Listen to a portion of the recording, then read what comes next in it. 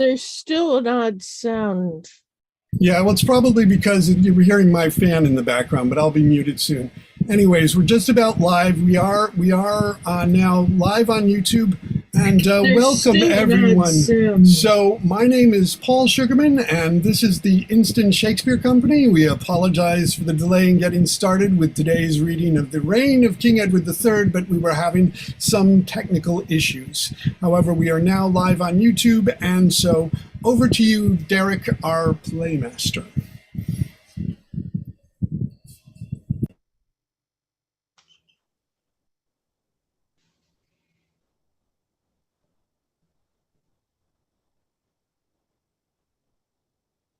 Derek, can you hear us? You're muted. Now, Derek can't hear us. Okay, this is... yes, we apparently still are having... Okay, Derek? Can anybody hear Derek? I can't hear Derek. Okay. So I don't know what's going on, but now Derek we're not able to hear Derek, who is our playmaster, but let's see. Derek, how's it going? Yeah, still at this point cannot hear you. Says he's an attendee. Is he here an attendee at this point? What's going on? We can see. I can see Derek, so I think that must mean he's still a panelist, right? Yeah, but it may be that it's because he's on the phone. Maybe if you hang up the phone, Derek, if you're on the phone, or I don't know. This is so bizarre. Never had this happen before. Well, this is an interesting thing. We had a thing where one of our panelists couldn't hear us, but we could hear him, and now Derek is here. He appears to be unmuted, but we cannot hear him. So Derek, how's it going? Can you try it again? In chat, he said he can't hear us. Okay, he can't hear us. That's interesting. Okay, so I need to promote him as but he should be, okay. I can promote somebody just from the phone. You can hear us, but you need to be promoted. He says he still needs to be promoted. Well, but he's just on as a phone, and somebody who's just on as a phone, I can't promote to that. I'm going to try. Well, what I'll try doing. He doesn't look as if he's on a phone. Well, somebody's on a phone. Somebody else is listening on a phone. I think Arthur is on the phone, and Derek, I think, should just be on his computer. Yes? Yeah, well, I mean, because it does, I don't know. I'm just gonna try, Derek, I'm gonna try muting you and unmuting you and see if that makes any difference, but you can't hear me, so I can't even do that now. What the hell is going on here? I'm just gonna try muting all and then unmuting all. Let's see if that's, okay, everybody's been muted now. Now I'm gonna try and, although because I'm gonna try and unmute Derek first. But it's showing a phone thing there. Derek, can you hear me now? But I still can't hear you. Now you can hear us, but I can't hear you. Okay, I will just ask everybody to unmute. I don't know what's going on. Did you try calling in, Derek? Is that what happened? Or, yeah, well, somehow that's messed it up. If you're on the phone, if you hang up the phone, maybe that'll help. I'm just trying to unmute everybody at this point, just so that we can see if that will help. Wow. So here we have, this is the Instant Shakespeare Company. We do readings of Shakespeare. We also sometimes have to deal with Zoom troubleshooting. He's coming out and going in again. Okay, that's a wise choice. And now I can't hear Arthur. Oh, yeah, Arthur. Yeah, okay, Arthur's unmuted. Arthur, try saying something. Should I go back in again? No, we can hear you, Arthur. I can hear you now. Derek, right on you. now. All right, can you hear me? Yes. That's Oh, so fantastic. cool. Okay. Well, thank you for this very. I'm off phone. So Yeah. So I think it's all working out. So we're now going to try. again, I guess. Yes. Now, welcome. This is the reign of King Edward III, Derek Tarson, Playmaster. So over to you, Derek. Okay, welcome everyone. I'm just gonna ask you all to introduce yourselves. So I'm just gonna do it in the order I have it. So Clinton, please. I'm Clinton Powell, reading Prince Edward and a Messenger. I'm Derek Tarson. I'm going to be playing King Edward III and the Polonian Captain. Kim? I'm Kim Loudon, and I'm going to be playing the Countess of Salisbury, Bohemia's second citizen, or 3, Bohemia, Villars, and First Esquire and Queen Philippa. You have entered the meeting as a panelist. Attendees can now hear you speak. This meeting is being recorded. I'm here. Can I be heard? Arthur, I think you can turn off your phone because I think you can hear us through the Zoom now, right? Oh, let me try. Because we're hearing you twice Okay, now. can you hear me? Yes, we can hear you. Can you hear us? Okay, you can hear me. Yes, we can hear you. You can't hear us. Okay. Oh, God.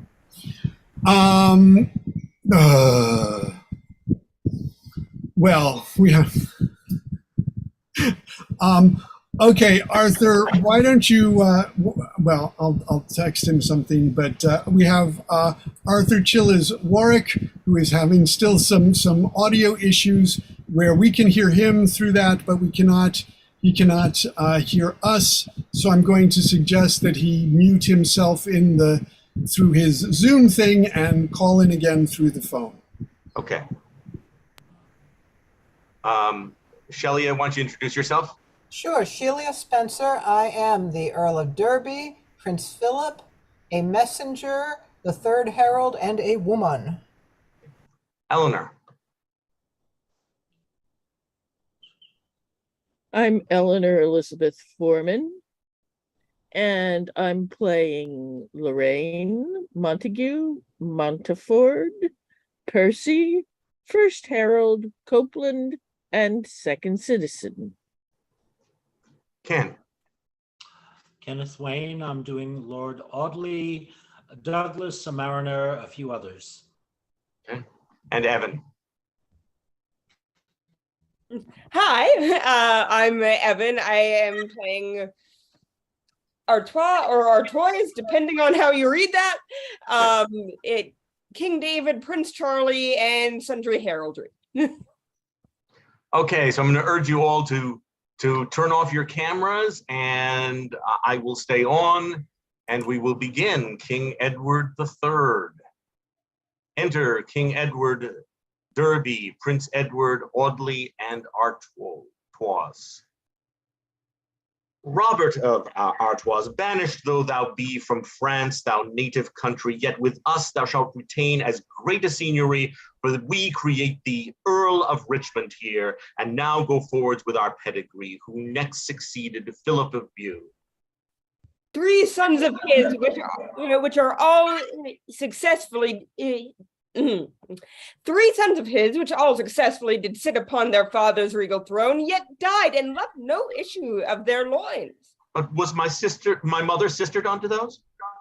She was, my lord, and only Isabel was all the daughters that this Philip had, whom afterward your father took to wife, and from the fragrant garden of her womb, your gracious self, the flower of Europe's hope, derived is inheritor to France, but not the rancor of rebellious minds. When thus the lineage of Bue was out, the French obscured your mother's privilege, and though she were the next of blood proclaim, John of the House of Valois, now their king. The reason was, they say, the realm of France, replete with princes of great parentage, ought not admit a governor to rule except he be descended of the male. And that's the special ground of their concept, wherewith the study to exclude your grace. But they shall find that forged ground of theirs to be but dusty heaps of brittle sand. Perhaps it will be thought a heinous thing that I, a Frenchman, should discover this. But heaven, I call to record my vows. It is not hate nor any private wrong, but love unto my country, and the right provokes my tongue, thus lavish in report. You are the lineal watchman of our peace, and John of Valois indirectly climbs what then should subject, but embrace their king, and wherein may our duty more be seen than striving to rebate a tyrant's pride and place the true shepherd of our commonwealth.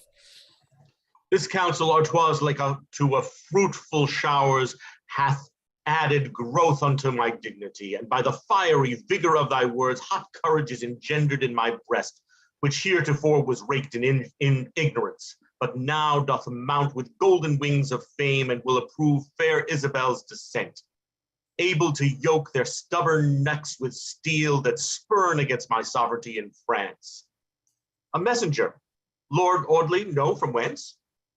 Duke of Lorraine, having crossed the seas, entreats he may have conference with your highness. Admit him, lords, that we may hear the news. Say, Duke of Lorraine, wherefore art thou come?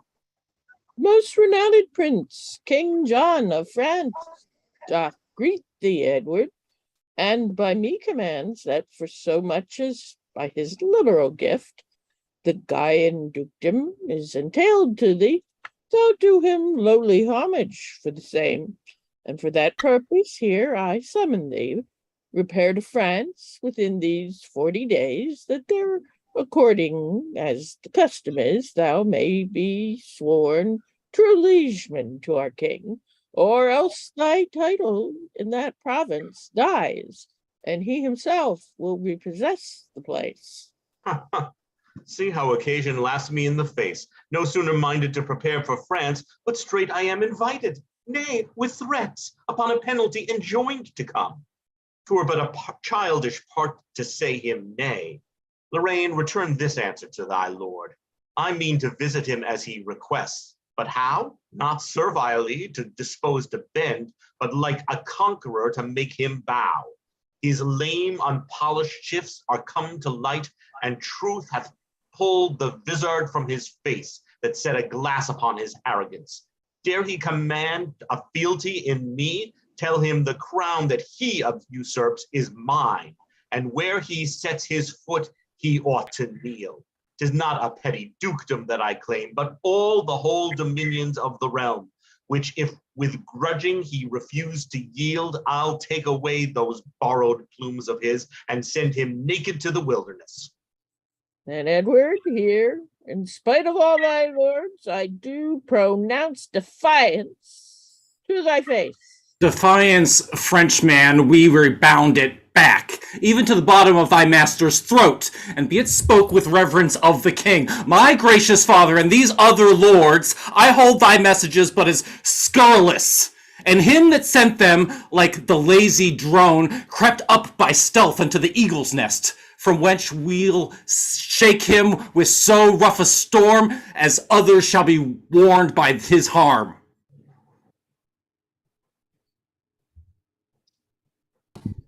Okay, I think we're still having problems with Arthur. Yeah, bid him leave of the lion's case he wears, lest meeting with the lion in the field he chance to tear him piecemeal for his pride.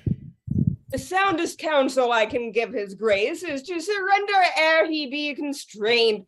A voluntary mischief hath less scorn than when reproach with violence is born. Regenerate traitor, viper to the place.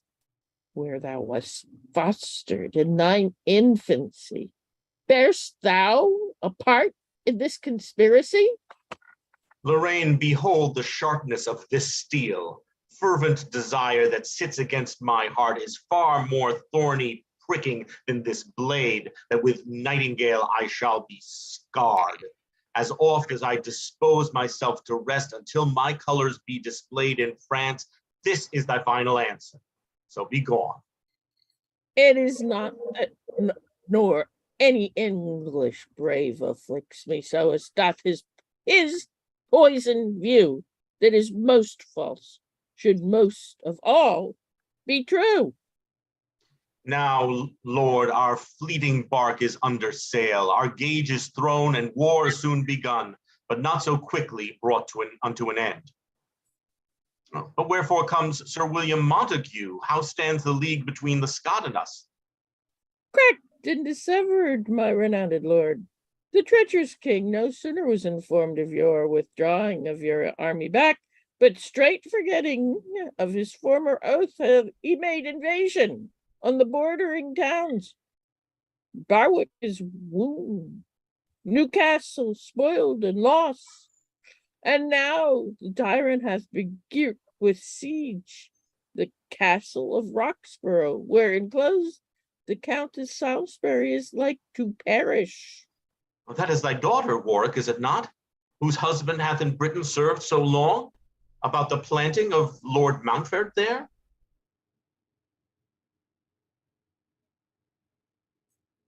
Warwick, can you hear us? It's your line. Yes, he can. Arthur, can you hear us? It's your line. It is, my lord. Okay. You're muted. I'm trying to ask you to unmute, but you haven't unmuted. All right, he can't hear. All right, I'm going to go on. Shall I take his line?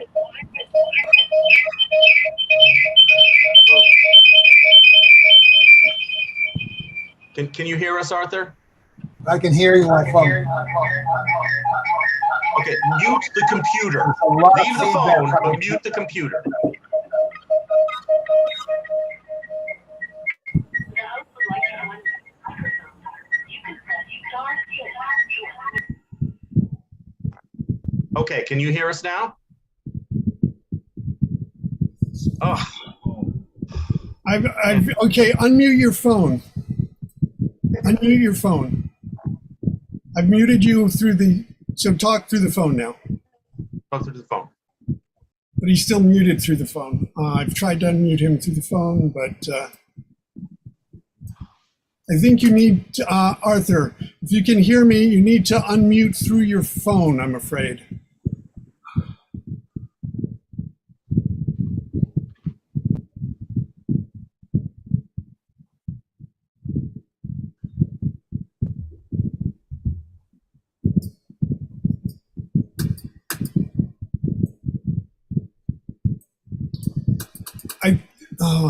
Arthur, I don't know if there's something on your phone where you can unmute.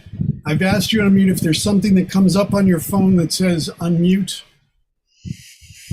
I think on your phone there should be an icon with a little microphone. It might not say mute or unmute. It might just be the microphone icon, but it's been a while since I've had to use my phone, so.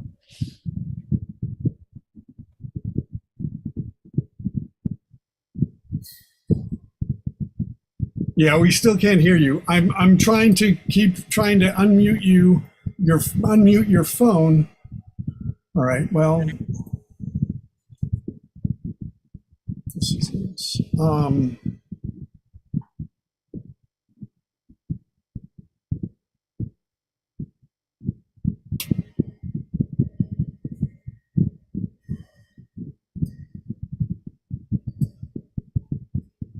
Yeah, he's in attendee mode on the panelist thing. But you can't promote him because he's on the phone. No, let's see. No, I can't promote him because he's on the phone. I keep clicking on ask to unmute, and I can't do that. I guess I could unmute him on the thing, but that's when we were getting the echo. Let's try that. Let's see if that works. Okay, I'm trying to unmute you on that. Now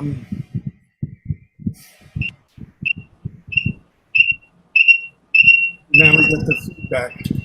Arthur, I think you can talk now through your phone, so give us your... Can you hear me through my phone? Yeah.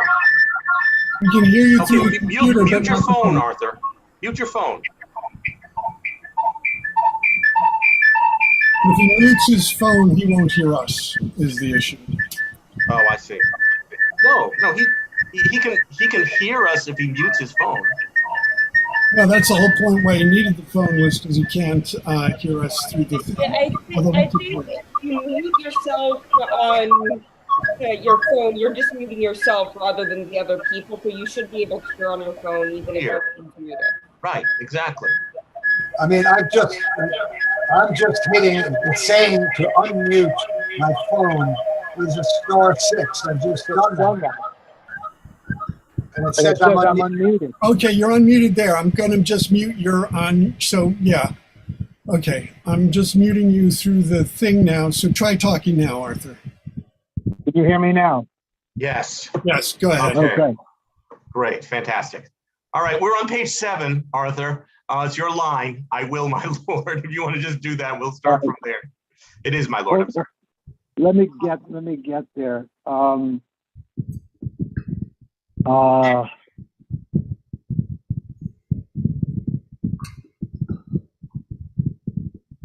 give you the cue line when you're ready. Are we still in 1-1 or are we in scene 1-2? In 1-1, yes. I'm starting with that. That is thy daughter Warwick, is it not? Whose husband hath in Britain served so long, about the planting of Lord Mountfort there? Bear with me. Okay.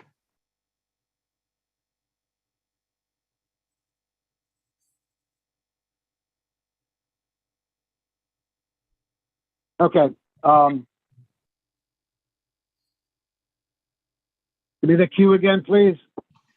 That is thy daughter Warwick, is it not? Whose husband hath in Britain served so long, about the planting of Lord Mountfort there?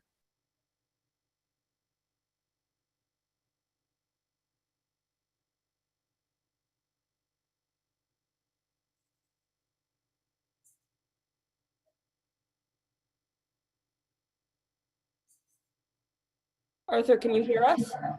I can hear you, and I apologize. What I did was, in order for me to read this directly, I've adjusted my font size, and so I'm trying to find out where you are. I find Warwick. We bid him leave of the lion's case he wears, and that is a response to. Yeah, we actually skipped over that. We did that line already. It's now on page 7. Okay. Your line is just, it is, my lord. So if you can just say that, and then we can move on, and then you can catch up. All right.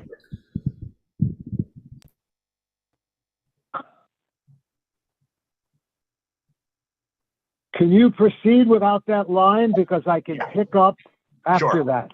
Sure. All right. Okay. Ignoble David, hast thou none to grieve but silly ladies with thy threatening arms? But I will make you shrink your snaily horns. First, therefore, Audley, this shall be your charge. Go levy footmen from our wars in France. And Ned, take muster of our men at arms. In every shire elect a several band. Let them be soldiers of a lusty spirit, such as dread nothing but dishonor's blot. Be wary, therefore, since we do commence a famous war, and with so mighty a nation. Derby, be thou ambassador to us, unto our father-in-law, the Earl of Hainault. Make him acquainted with our enterprise, and likewise will him with our own allies that are in Flanders to solicitude. The Emperor of Almaine in our name, myself, whilst you are jointly thus employed, will, with these forces I have at hand, march, and once more repulse the traitorous Scot. But sirs, be resolute. We shall have wars on every side, and Ned, thou must begin now to forget thy study and thy books, and earn thy shoulders to armor's weight. As cheerful sounding to my youthful spleen, this tumult is of war's increasing broils, as at the coronation of a king, the joyful clamors of the people are when Ave Caesar they pronounced aloud within the school of honor. I shall learn either to sacrifice my foes to death or in a rightful quarrel spend my breath. Then cheerfully forward, each a several way, in great affairs 'tis not to use delay. Alas, how much in vain my poor eyes gaze for succor that my sovereign should send. A cousin Montague, I fear thou wants the lively spirit sharply to solicit with vehement suit the king on my behalf. Thou dost not tell him what a grief it is to be the scornful captive to a Scot, either to be wooed and with broad untuned oaths or forced by rough insulting barbarism. Thou dost not tell him, if he here prevail, how much they will deride us in the north, and in their vile, uncivil skipping gigs brave forth their conquest and our overthrow, even in the barren, bleak, and fruitless air. I must withdraw. The everlasting foe comes to the wall. I'll closely step aside and list their babble blunt and full of pride. My lord of Lorraine, to our brother in France, command us as the man in Christendom that we must reverence and entirely love. Touching your embassage, return and say that we with England will not enter parley, nor never make fair weather or take truce, but burn their neighbor towns and so persist with the eager rods beyond their city York. And never shall our bonny riders rest, nor rust and canker have the time to eat their light bronze snaffles, nor their nimble spur, nor lay aside their jacks of a gimmeled mail, nor hang their staves of grain Scottish ash in peaceful wise upon their city walls, nor from their buttoned tawny leathern belts dismiss their biting vineyards, till your king cry out, enough! Spare England now, for pity. Farewell, and tell him that you leave us here before this castle saved him from us, even when we had that yielded to our hand. Take my leave, and fairly will return your acceptable greeting to my king. Now, Douglas, to our former task again for the division of this certain spoil. My liege, I crave the lady and no more. Nay, soft ye, sir, for I must make my choice, and first I do to bespeak her for myself. Why then, my liege, let me enjoy her jewels. Those are her own, still liable to her, and who inherits her hath those withal. My liege, as we were pricking on the hill to fetch in booty, marching hitherward, we might descry a mighty host of men. The sun, reflecting on the armor, showed a field of plate, a wood of pikes advanced. Bethink your highness speedily here in an easy march. Within 4 hours we'll bring the hindmost rank unto this place, my liege. Dislodge, it is the King of England. Jemmy, my man, saddle my bonny black. Mean'st thou to fight, Douglas? We are too weak. I know it well, my liege, and never fly. My lords of Scotland, will ye stay and drink? She mocks at us, Douglas. I cannot endure it. Say, my good lord, which is he must have the lady, and which her jewels? I am sure, my lords, ye will not hence till you have shared the spoils. Oh, she heard the messenger and heard our talk, and now that comfort makes us scorn at us. My good lord, we are all surprised. After the French ambassador, my liege, and tell him that you dare not ride to York. Excuse it that your bonny horse is lame. She heard that too, intolerable grief. Woman, farewell, although I do not stay. 'Tis not for fear, and yet you run away. Oh, happy comfort, welcome to our house, the confident and boisterous boasting Scot that swore before my walls they would not back for all the armed power of this land with faceless fear that ever turns his back. Turned hence again the blasting northeast wind upon the bare report and name of arms.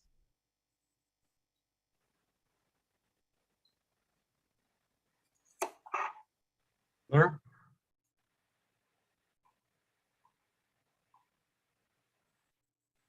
O summer's day, see where my cousin comes. How fares my aunt? We are not Scots. Why do you shut your gates against your friends?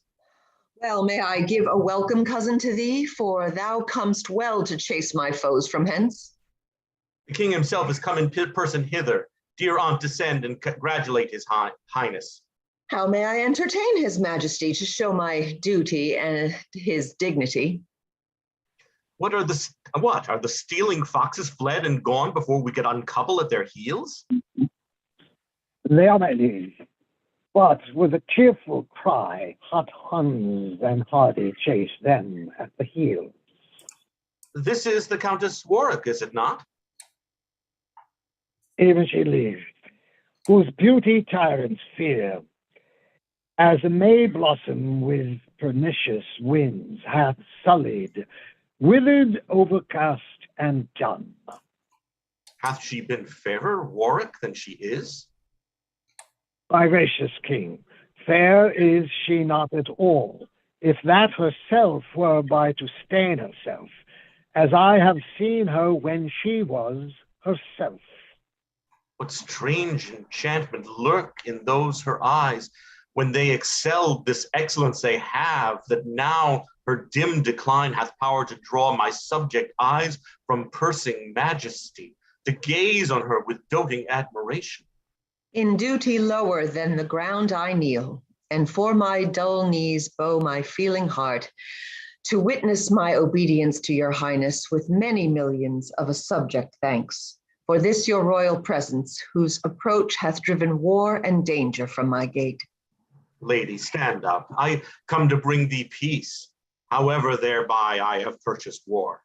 No war to you, my liege. The Scots are gone, and gallop home towards Scotland with their hate. Least yielding here, I pine in shameful love. Come, we'll pursue the Scots. Artois, away.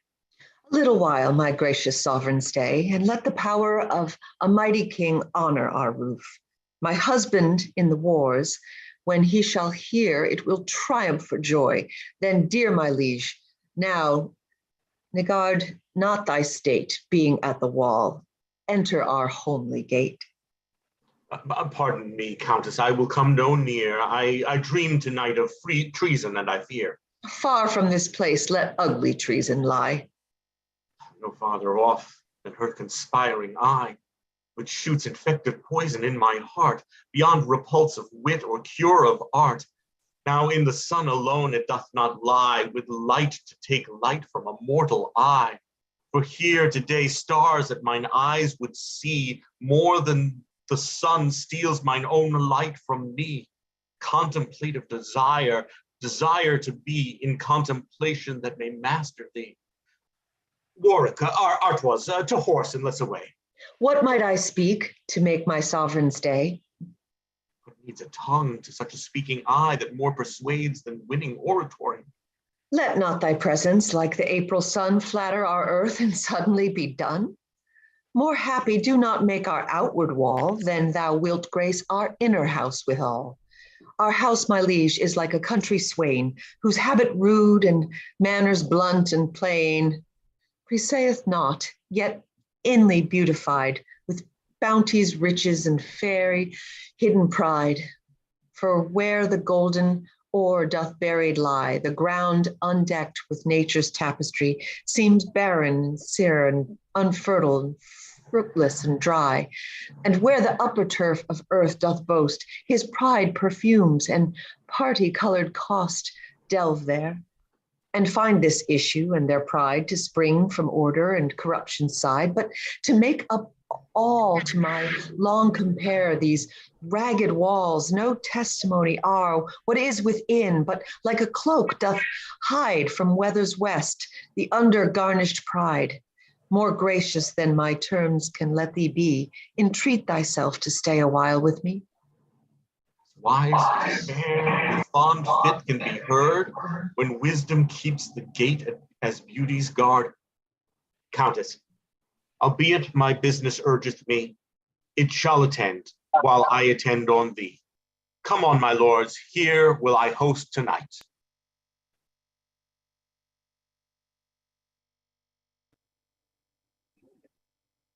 I might perceive his eye in her eye lost, his care to drink her sweet tongue's utterance, and changing passion like inconstant clouds that racked upon the carriage of the winds increase and die in his disturbed cheeks. Lo, when she blushed, even then did he look pale, as if her cheeks by some enchanted power attracted had the cherry blood from his. Anon with reverend fear, when she grew pale, his cheek put on their scarlet ornaments, but no more like her oriental red than brick to coral, or live things to dead. Why, why did he then thus counterfeit her looks if she did blush? 'Twas tender, modest shame, being in the sacred presence of a king. If he did blush, 'twas red immodest shame to wail his eyes amiss, being a king. If she looked pale, 'twas silly woman's fear to bear herself in presence of the king. If he looked pale, it was with guilty fear to dote amiss, being a mighty king. Then Scottish wars farewell. I fear 'twill prove a lingering English siege of peevish love. Here comes his highness walking all alone. Is grown more fairer far since I came thither. Her voice more silver every word than other, her wit more fluent. What a strange discourse unfolded she of David and his Scots. Even thus, quoth she, he spake, and then spoke abroad with epithets and accents of the Scot, but somewhat better than the Scot could speak. And thus quoth she, and answered then herself, for who could speak like her but she herself? Breeze from the wall, an angel's note from heaven of sweet defiance to her barbarous foes. When she would talk of peace, methinks her tongue commanded war to prison. When of war it wakened Caesar from his Roman grave to hear war beautified by her discourse. Wisdom is foolishness, but in her tongue, beauty a slander, but in her fair face. There is no summer, but in her cheerful looks, nor frosty winter, but in her disdain. I cannot blame the Scots that did besiege her, for she is all the treasure of our land, but call them cowards, but that they ran away, having so rich and fair a cause to stay. Art thou there, Lodwick? Give me an ink and paper. I will, my liege. And bid the lords hold on their play at chess, for we will walk and meditate alone. I will, my sovereign. This fellow is well read in poetry and hath a lusty and persuasive spirit. I will acquaint him with my passion, which he shall shadow with a veil of lawn, through which the queen of beauty's queen shall see, herself the ground of my infirmity. Hast thou pen, ink, and paper ready, Lodwick? Ready, my liege. Then in the summer arbor sit by me, make it our council house or cabinet, since green our thoughts, green be the conventicle, where we will ease us by disburdening them. Now, Lodowick, invocate some golden muse to bring thee hither an enchanted pen that may for sighs set down true sighs indeed, talking of grief to make thee ready groan. And when thou writest of tears, encouch the word before and after with such sweet laments that it may raise drops in a Tartar's eye and make a flint heart Scythian's pitiful. For so much moving hath a poet's pen, then if thou be a poet, move thou so. and be enriched by thy sovereign love. For if the touch of sweet concordant strings could force attendance in the ears of hell, how much more shall the strains of poets' wit beguiled and ravish soft and human minds? To whom, my lord, shall I direct my style? To one that shames the fair and sots the wise, whose body is an abstract or a brief, contains a general virtue in the world better than beautiful, thou must begin. Devise for fair a fairer word than fair, and every ornament that thou wouldst praise, fly it a pitch above the soar of praise. For flattery fear thou not to be convicted, for were thy admiration 10 times more, 10 times 10,000 more thy words worth exceeds. Of that thou art to praise their praises worth. Begin I will to contemplate the while. Forget not to set down how passionate, how heartsick, and how full of languishment her beauty makes me. Read I to a woman. What beauty else could triumph on me? Or who but woman do our love lays greet? What thinkest thou, I did bid thee praise a horse? Of what condition or estate she is, 'twere requisite that I should know, my lord. Of such a state that hers is as a throne, and my estate the footstool where she treads. Then mayest thou judge what her condition is by the proportion of her mightiness. Write on while I peruse her in my thoughts. Her voice to music or the nightingale, to music every summer leaping swain compares his sunburnt lover when she speaks. And why should I speak of the nightingale? The nightingale sings of adulterate wrong, and that compared is too satirical. For sin through sin she would not be so esteemed, but rather virtue sin, sin virtue deemed. Her hair far softer than silkworm's twist, like to a flattering glass doth make more fair. The yellow amber like a flattering glass comes in too soon for the writing of her eyes. I'll say that like a glass they catch the sun, and thence the hot reflection doth rebound against my breast and burns my heart within. Ah, what a world of descat makes my soul upon this voluntary ground of love. Come, Loderick, hast thou turned thy ink to gold? If not, write but in letters capital my mistress's name, and it will gild thy paper. Read, Lord, read. Fill thou the empty hollows of mine ears with the sweet hearing of thy poetry. I have not, to a period, brought her praise. Her praise is as my love, both infinite, which apprehend such violent extremes that they distend an ending period. Her beauty hath no match but my affection. Hers more than most, mine most, more than more. Hers more to praise than tell the sea by drops, nay, more than drop the massy earth by sands, and said by said print them in my memory. Then wherefore talk'st thou of a period to that which craves unended admiration? Read, let us hear. More fair and chaste than is the Queen of Shades. That love hath two faults, gross and palpable. Comparest thou her to the pale Queen of Night, who being set in dark seems therefore light? What is she when the sun lifts up his head, but like a fading taper, dim and dead? My love shall brave the eye of heaven at noon, and being unmasked outshine the golden sun. What is the other fault, my sovereign lord? Read o'er the line again. More fair and chaste. I did not bid thee talk of chastity, to ransack so the treason of her mind, for I had rather have her chaste than chaste. Out with the moonlight, I will have none of it. Let me have her likened to the sun.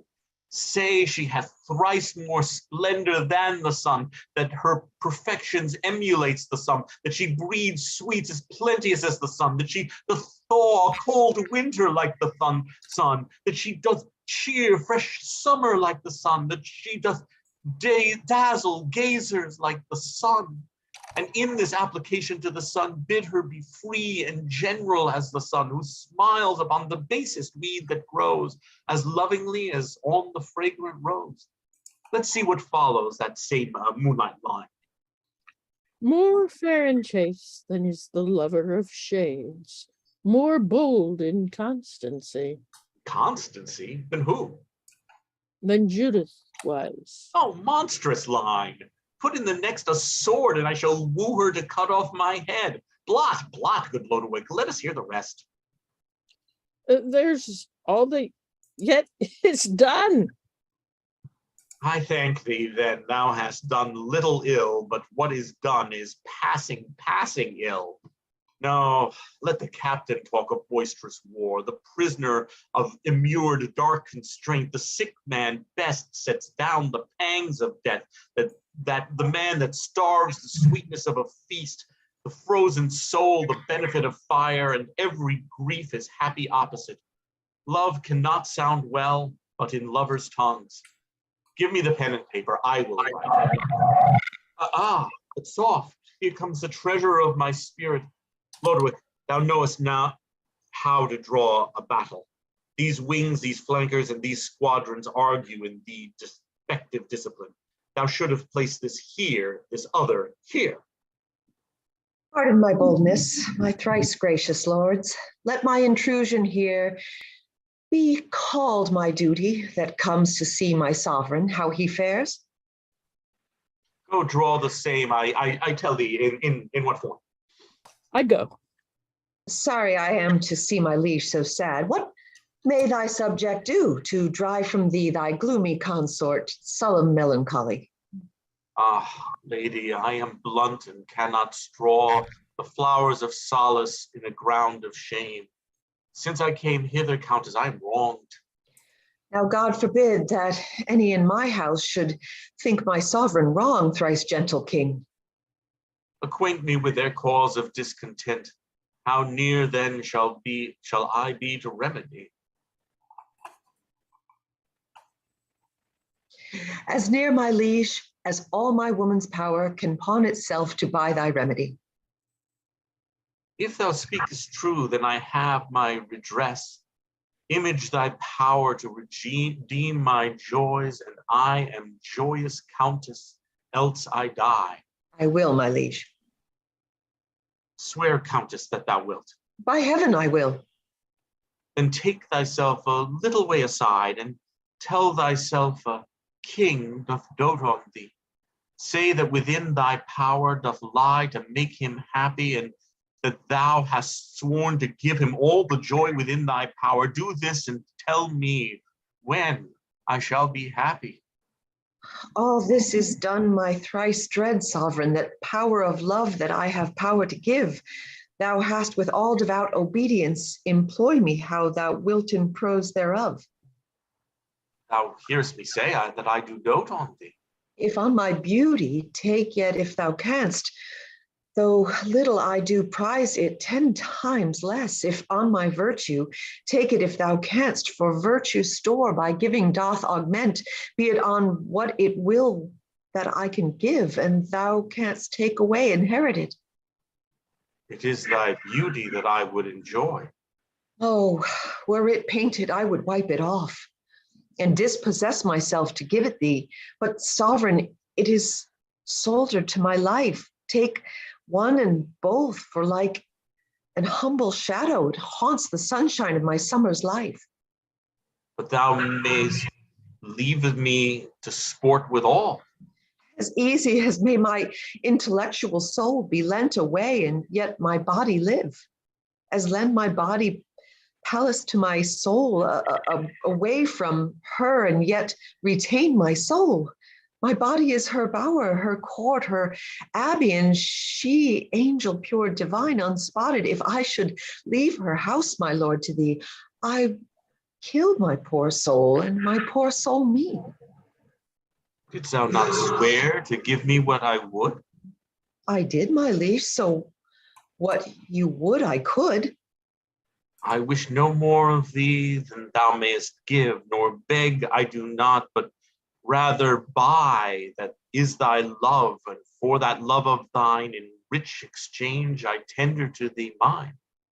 But that your lips were sacred, my lord, you would profane the holy name of love. That love you offer me, you cannot give, for Caesar owes that tribute to his queen. That love you beg of me, I cannot give, for Sarah owes that duty to her lord. He that doth clip or counterfeit your stamp shall die, my lord. And will your sacred self commit high treason against the King of heaven, to stamp his image in forbidden metal, for getting your allegiance and your oath, in violating marriage sacred law?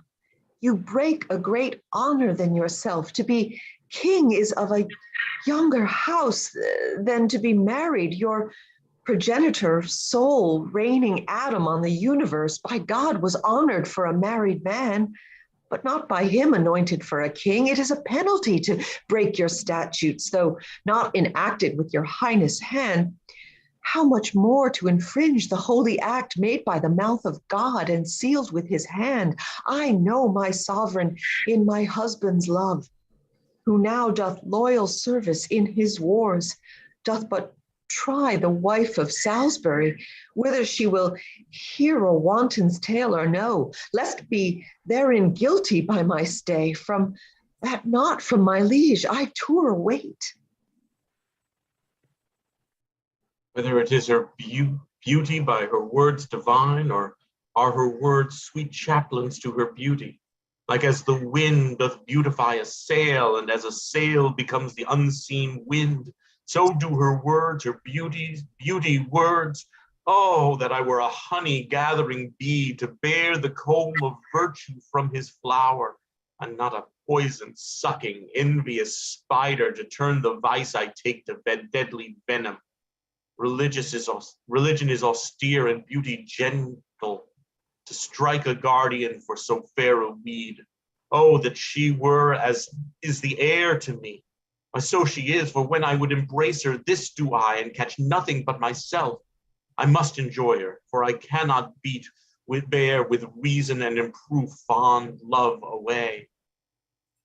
Here comes her father. I will work with him to bear my colors in this field of love. How is it that my sovereign is so sad? May I with pardon know your highness' grief, and that my old endeavor will remove it. It shall not cumber long, your majesty.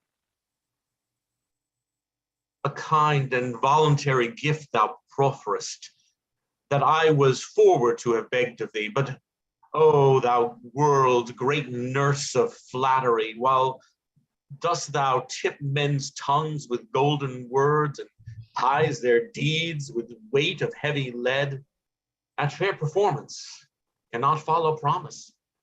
Oh, that a man might hold the heart's close book, and choke the lavish tongue when it doth utter the breath of falsehood not charactered there. Far be it from the honor of my age, that I should owe bright gold and render lead. Age is a cynic, not a flatterer. I say again that if I knew your grief, and that by me it may be lessened, my proper harm should buy your highness good. There are the vulgar tenders of false men that never pay the duty of their words. Thou wilt not stick to swear what thou hast said, but when thou knowest my grief's condition, this rash, disgorged vomit of thy word will eat it up again and leave me helpless. By heaven, I will not, though your majesty bid me run upon your sword and die. Say that my grief is no way medicinable, but by the loss and bruising of thine honor. If nothing but that loss may vantage you, I would accomplish that loss my vantage too. Thinks that thou canst answer thy oath again? I cannot, nor I would not if I could. But if thou dost, what shall I say to thee? What may be said to any perjured villain that break the sacred warrant of an oath? What wilt thou say to one that breaks an oath? That he hath broke his faith with God and man, and from them both stands excommunicate. What office were it to suggest a man to break a lawful and religious vow? An office for the devil, not for man. That devil's office must thou do for me, or break thy oath, or cancel all thy bonds of love and duty twixt thyself and me. And therefore, Warwick, if thou art thyself the lord and master of thy word and oath, go to thy daughter, and in my behalf command her, woo her, win her anyways to be my mistress and my secret love. I will not stand to hear thee make reply, thy oath break hers, or let thy sovereign die. O doting king, or detestable office, may I tempt myself to wrong myself, when he hath sworn me by the name of God to break a vow made by the name of God. What if I swear by this right hand of mine to cut this right hand of the better way, or to profane the idols and confound it? But neither will I do, I'll keep mine oath, and to my daughter make a recantation of all the virtue I have preached to her. I'll say she must forget her husband Salisbury. If she remember to embrace the king, I'll say another easily be broken, but not so easily pardon as being broken. I'll say it is true charity to love, but not true love to be so charitable. I'll say this greatness may bear out the shame, but not as kingdom can buy out the sin. I'll say it is my duty to persuade, but not the honesty to give consent. To where she comes. Another father had against his child an embassage so bad. My lord and father, I have sought for you. My mother and the peers importune you to keep in promise of his majesty and do your best to make his highness merry. How shall I enter this graceless errand? I must not call the child, for where's the father that will in such a suit seduce his child? Then, wife of Salisbury, shall I so begin? No, he's my friend, and where he has found the friend that will do friendship such in damagement. Neither my daughter nor my daughter's friend's wife. I am not Warwick, as thou thinkst I am, but an attorney from the court of hell, that thus have housed my spirit in his form, to do a message to thee from the king. The mighty king of England dotes on thee. He that hath power to take away thy life, he hath power to take thy honor, then consent to pawn thy honor rather than thy life. Honor is most lost and got again, but life, once gone, hath no recovery. The sun that withers hay doth nourish grass. The king that would disdain thee will advance thee. The poets write that Achilles' spear could heal thou the wound it make. The moral is, what mighty men misdo, they must amend. The lion doth become his bloody jaws and grace his foragement by being mild. But vassal, fear lies trembling at his feet. The king will in his glory hide thy shame, and those that graze on him to find out thee will lose their eyesight looking in the sun. What can one drop of poison harm the sea, whose huge pastures can digest the ill and make it lose his operation? The king's great name will temper them his deeds, and give the bitter portions of reproach the sugared sweet and most delicious taste. Besides, it is no harm to do the thing which without shame could not be left undone. Thus have I, in his majesty's behalf, apparelled sin in virtuous sentences, and dwell upon thy answer in his suit. Unnatural besiege! Woe me unhappy to have escaped the danger of my foes, and to be 10 times worse envied by friends? Hath he no means to stain my honest blood, but to corrupt the author of my blood to be his scandalous and vile solicitor? No marvel through the branches be then affected when poison hath encompassed the root.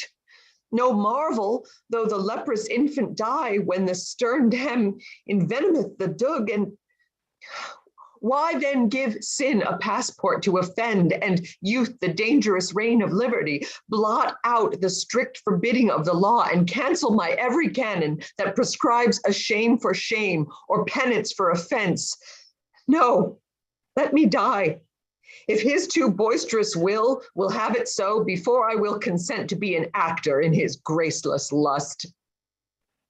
Why, now thou speak'st as I would have thee speak, and mark how I unsay my words again. An honorable grave is more esteemed than the polluted closet of a king. The greater man is the thing, be it good or bad, that he shall undertake. An unreputed mote flying in the sun presents a greater substance than it is. The freshest summer's day doth soonest taint the loathed carrion that his seams to kiss. Deep are the blows that made with a mighty axe, that sin doth 10 times aggravate itself, that is committed in a holy place. An evil deed done by authority is sin and a subordination. Decanape in tissue and the beauty of the robe adds but the greater scorn unto the beast. Spacious field of reason could I urge between his gloomy daughter and thy shame, that poison shrews worst in a golden cup. Dark night seems darker by the lightning flash. Lilies that fester smell far worse than weeds, and every glory that inclines to sin, the shame is triple by the opposite. So leave I with my blessing in thy bosom, which then convert to a most heavy curse. For thou convertest my honor's golden name to thy black faction of blood, bed-blotting shame. I'll follow thee, and when my mind turns so, my body sink, my soul in endless woe. Thrice noble Audley, well encountered here. How is it with our sovereign and his peers? 'Tis full a fortnight since I saw his highness. What time he sent me forth to muster men, which I accordingly have done, and bring them hither in fair array before his majesty. What news, my lord of Derby, from the emperor? As good as we desire. The emperor hath yielded to his highness friendly aid, and makes our king lieutenant general in all his lands and large dominions. Then via for the spacious bounds of France. What doth his highness leap to hear these news? I have not yet found time to open them. The king is in his closet malcontent, for what I know not, but he gave in charge till after dinner none should interrupt him. The Countess Salisbury and her father Warwick, Artois, and all look underneath the brows. Undoubtedly, then, something is amiss. The trumpets sound, the king is now abroad. Here comes his highness. Befall my sovereign all my sovereign's wish. Ah, that thou wert a witch to make it so. The emperor greeteth you. Would it were the countess. And hath accorded to your highness suit. Thou liest, she is not. But I would she had. All love and duty to my lord the king. Well, all but one is none. What news with you? I have, my liege, levied those horse and foot according as your charge, and brought them hither. Then let those foot trudge hence upon those horse, according to our discharge, and be gone. Darby, I'll look upon the Countess' mind anon. The Countess' mind, my liege? I mean the Emperor. Leave me alone. What is his mind? Let's leave him to his humor. Thus from the heart's abundance speaks the tongue. Countess for Emperor, indeed, why not? She is imperator over me, and I to her am as a kneeling vassal that observes the pleasure or displeasure of her eye. What says the more than Cleopatra's match to Caesar now? That yet, my liege, ere night, she will resolve your majesty. What drum is this that thunders forth this march to start the tender Cupid in my bosom? Poor sheepskin, how it brawls with him that beateth. Go break the thundering parchment bottom out, and I will teach it to conduct sweet lines unto the bosom of a heavenly nymph, for I will use it as my writing paper, and so reduce him from a scolding drum to be the herald and dear counsel bearer. Betwixt a goddess and a mighty king, go bid the drummer learn to touch the lute, or hang him in the braces of his drum. For now we think it an uncivil thing to trouble heaven with such harsh resounds. Away! The quarrel I have requires no arms, but those of mine, and these shall meet my foe in a deep march of penetrable groans. My eyes shall be my arrows, and my sighs shall serve me as the vantage of the wind, to whirl away my sweetest artillery. Ah, but alas, she wins the son of me, for that is she herself, and thence it comes that poets term the wanton warrior blind. But love hath eyes as judgments to his steps, till too much love glory dazzles them. Oh, how now? My liege, the drum that struck the lusty march stands with Prince Edward, your thrice valiant son. I see thee, boy. Oh, how his mother's face modeled in his corrects my strayed desire, and rates my heart, and chides my thievish eye, who being rich enough in seeing her, yet seek elsewhere, and basest theft is that which cannot cloak itself in poverty. Now, boy, what news? I have assembled, my dear lord and father, the choicest buds of all our English blood, for our affairs to France, and here we come, to take direction from your majesty. Still do I see in him delineate his mother's visage.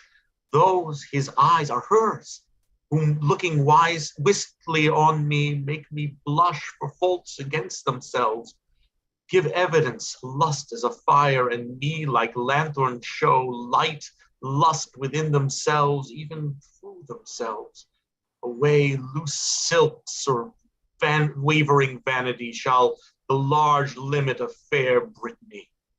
I by me be overthrown, and shall I not master this little mansion of myself?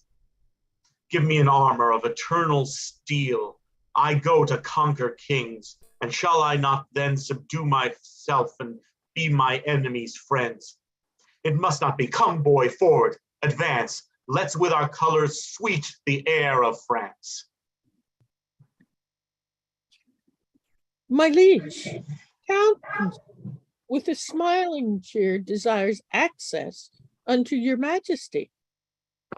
Why, there it goes. That very smile of hers hath ransomed captive France and set the king, the dolphin, and the peers at liberty.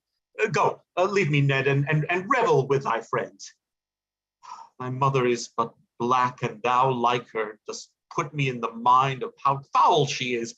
Go, fetch the Countess Heather with her in thy hand, and let her chase away these winter clouds, for she gives beauty both to heaven and earth. The sin is more to hack and hew poor men than to embrace in an unlawful bed the register of all rarities, since leathern Adam till this youngest hour. Go, Lodowick, put thy hand into thy purse. Play, spend, give, riot, waste, do what you wilt. Thou wilt hence away and leave me here. Now, my soul's playfellow, art thou come to speak the more than heavenly word of yea to my objection in thy beauteous love? My father on his blessing hath commanded. That thou shalt yield to me? I dare, my liege, your due. And that, my dearest love, can be no less than right for right and render love for love. Then wrong for wrong and endless hate for hate.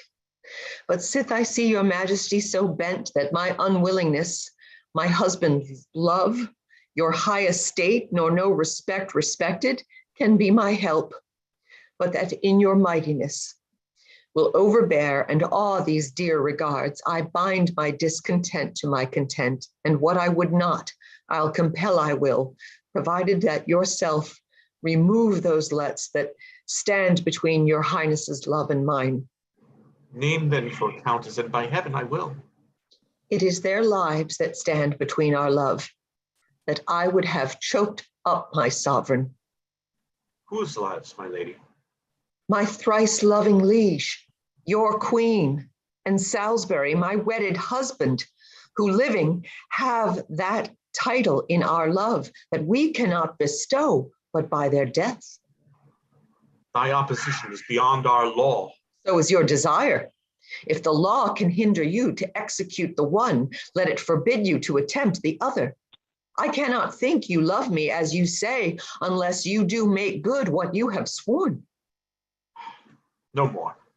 Thy husband and the queen shall die.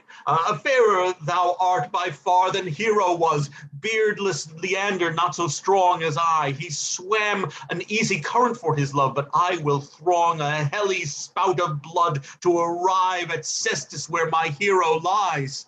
Nay, you'll do more. You'll make the river too with their heart bloods that keep our love asunder, of which my husband and your wife are twain. My beauty makes them guilty of their death and gives in evidence that they shall die, upon which verdict I, their judge, condemn them. Oh, perjured beauty, more corrupted judge, when to the great star chamber of our heads the universal sessions calls to count this packing evil, we both shall tremble for it. What says my fair love? Is she resolute? Resolute to be dissolute, and therefore this. Keep but thy word, great king, and I am thine. Stand where thou dost. I'll part a little from thee, and see how I will yield me to thy hands. Here by my side doth hang my wedding knives. Take thou the one, and with it kill thy queen, and learn by me to find her where she lies, and with this other I'll dispatch my love, which now lies fast asleep within my heart. When they are gone, then I'll consent to love. Stir not, lascivious king, to hinder me. My resolution is more nimble far than thy prevention can be in my rescue. And if thou stir, I strike. Therefore stand still and hear the choice that I will put thee to. Either swear to leave thy most unholy suit and never henceforth to solicit me, or else by heaven this sharp-pointed knife shall stain thy earth with that which thou wouldst stain, my poor chaste blood. Swear, Edward, swear, or I will strike and die before thee here. Even by that power I swear that gives me now the power to be ashamed of myself. I never mean to part my lips again in any words that tends to such a suit. Arise, true English lady, whom our isle may better boast of than ever Roman might, of her whose ransacked treasury hath tasked the vain endeavor of so many pens. Arise and be my fault thy honor's fame, which after ages shall enrich thee with. I am awakened from this idle dream. Warwick, my son, Darby, Artwells, and Audley, brave warriors all, where are you all this while? Warwick, I make thee warden of the north, thou Prince of Wales, and Audley straight to sea. Scour to New Haven, some there stay for me.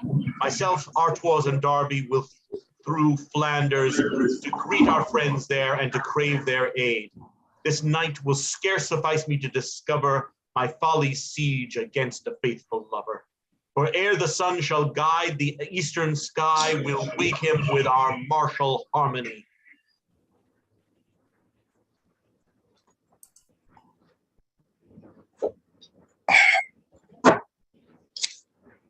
Here, till our navy of 1,000 sail have made a breakfast to our foe by sea, let us encamp to wait their happy speed. Lorraine, what readiness is Edward in? How hast thou heard that he provided his of martial furniture for this exploit?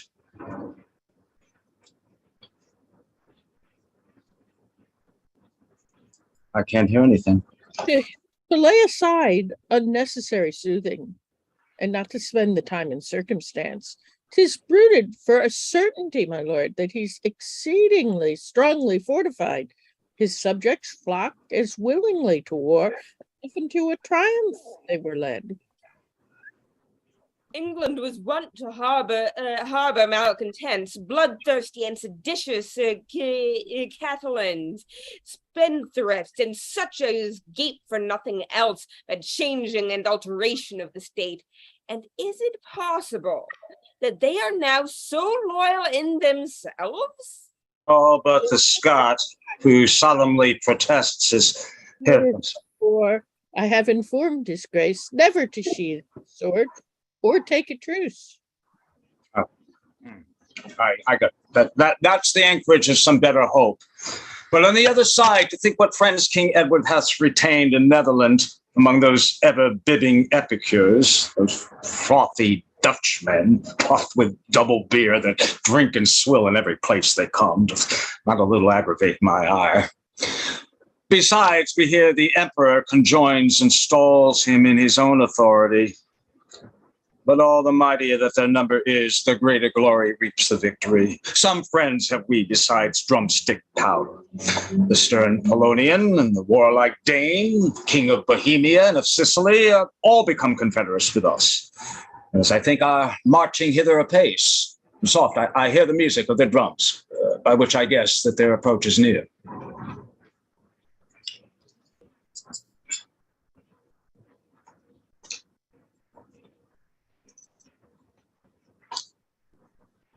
Hello?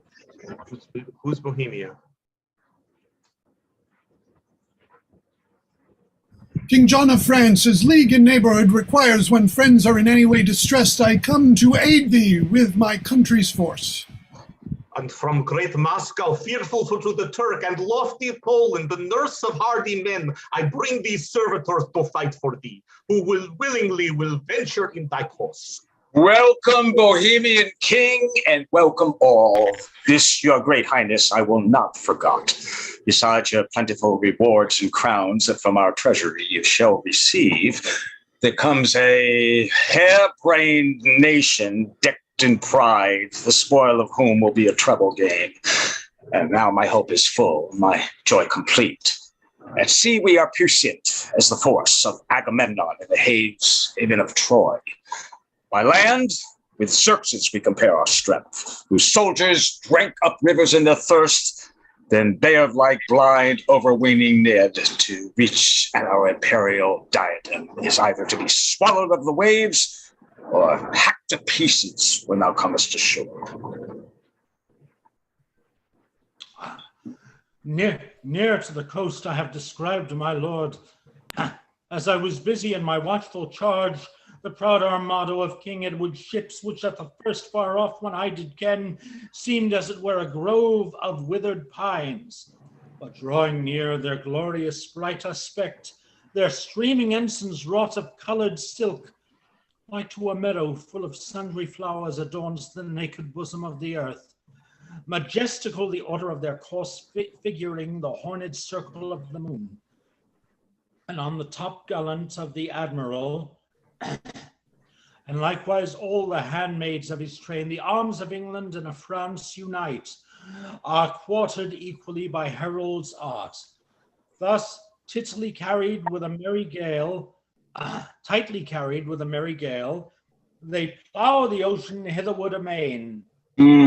Dare he already crop the fleur-de-lis? I hope the honeybee gathered thence, he will, with the spider afterward approach, shall suck forth deadly venom from the leaves. But where's our navy? How are they prepared to wing themselves against this flight of ravens? They, having knowledge brought them by the scouts, did break from anchor straight, and puffed with rage, no otherwise than were their sails with wings made forth as when the empty eagle flies to satisfy his hungry griping maw. There's for thy news. Return unto the bark, and if thou escape the bloody stroke of war and do survive the conflict, come again, and let us hear the manner of the fight. Mean space, my lords. 'Tis best we be dispersed to several places, lest they chance to land. First, you, my lord, with your Bohemian troops, shall pitch your battles on the lower hand. My eldest son, the Duke of Normandy, together with this aid of Muscovites, shall climb the higher ground another way. Here in the middle coast betwixt you both, Philip, my youngest boy, and I will lodge. So, lords, be gone, and look unto your charge. You stand for France, an empire, fair and large. Now, tell me, Philip, what is their concept touching the challenge that the English make? I say, my lord, claim Edward what he can, and bring he near so plain a pedigree, 'tis you are in possession of the crown, and that's the surest point of all the law. But were it not, yet ere he should prevail, I'll make a conduit of my dearest blood, or chase those straggling upstarts home again. Well said, young Philip. Call for bread and wine, that we cheer our stomachs with repast, to look our foes more sternly in the face. Now has begun the heavy day of sea. Fight, Frenchmen, fight! Be like the field of bears when they defend the younglings in their caves. Stir, angry nemesis, the happy helm, that with the sulphur battles of your rage, the English fleet may be dispersed and sunk. Oh, Father, how this echoing cannon shot like sweet harmony digests my case. Now, boy, thou hearest what thundering terror is. 'Tis to buckle for a kingdom's sovereignty. The earth with giddy trembling when it shakes, or when the exultations of the air breaks in extremity of lightning flash, affrights not more than kings which, when they dispose to show the rancor of their high swollen hearts. Retreat is sounded. One side hath the worse. If be the French, sweet fortune turn, and in thy turning change the forward winds, that with the advantage of a savoring sky our men may vanquish and thither fly. My heart misgives, is a mirror of pale death to whom belongs the honor of this day. Relate, I pray thee, if thy breath will serve the sad discourse of this discomfiture. I will, my lord. My gracious sovereign, France hath ta'en the foil, and boasting Edward triumphs with success. These iron-hearted navies, when last I was reporter to your grace, both full of angry spleen, of hope and fear, hasting to meet each other in the face, at last conjoined. And by their admiral, our admiral encountered many shots, by this the other that beheld these twain give earnest penny of a further wrack. Like fiery dragons took their haughty flight, and likewise meeting from their smoky womb sent many grim ambassadors of death. Then 'gan the day to turn to gloomy night, and darkness did as well enclose the quick as those that were but newly reft of life. No leisure served for friends to bid farewell, and if it had, the hideous noise was such as each to other seemed deaf and dumb. Purple the sea, whose channel filled as fast with streaming gore that from the moment fell, as did her gushing moisture break into. The cranny cleftures of the through-shot planks here flew ahead, dissevered from the trunk. Their mangled arms and legs were tossed aloft, as when a whirlwind takes the summer dust, and scatters it in middle of the air. Then might ye see the reeling vessels split and tottering sink into the ruthless flood until their lofty tops were seen no more. All shifts were tried, both for defense and hurt, and now the effect of valor and a force of resolution and of a cowardice, we lively pictured how the one for fame, the other by compulsion lay about. Much did the known Per Illa, that brave ship, so did the black snake of Bullen, than which a bonnier vessel never yet spread sail, but all in vain. Both sun, the wind and tide revolted all unto a foeman's side, that we perforce were fain to give them way, and they all landed. Thus my tale is done. We have untimely lost, and they have won. Then rests there nothing but with present speed to join our several forces all in one, and bid them battle ere they range too far. Come, gentle Philip, let us hence depart. This soldier's words have pierced thy father's heart.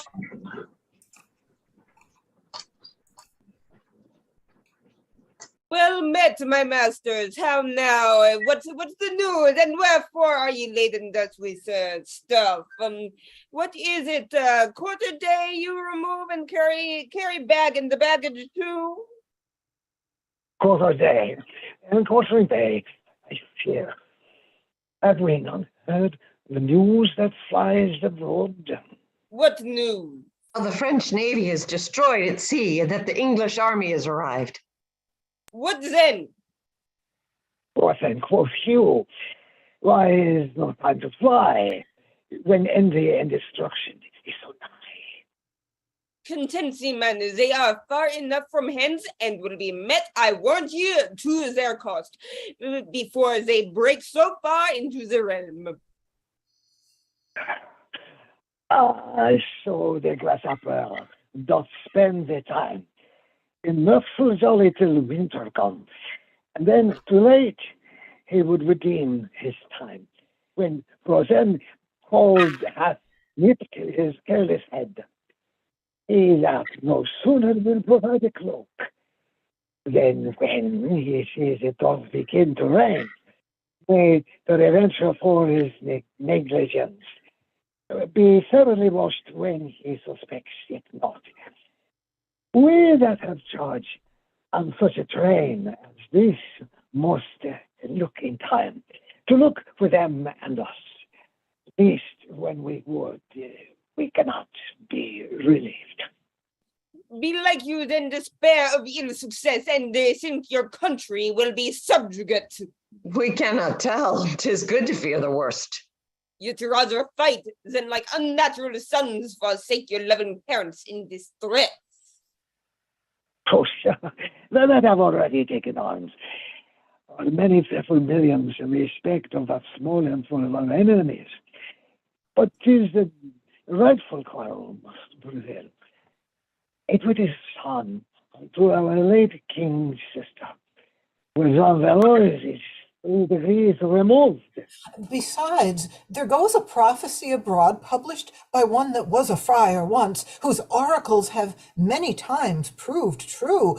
And now he says the time will shortly come when as a lion roused in the west shall carry hence the fleur-de-lises of France. These I can tell ye, and such like surmises strike many Frenchmen cold unto the heart.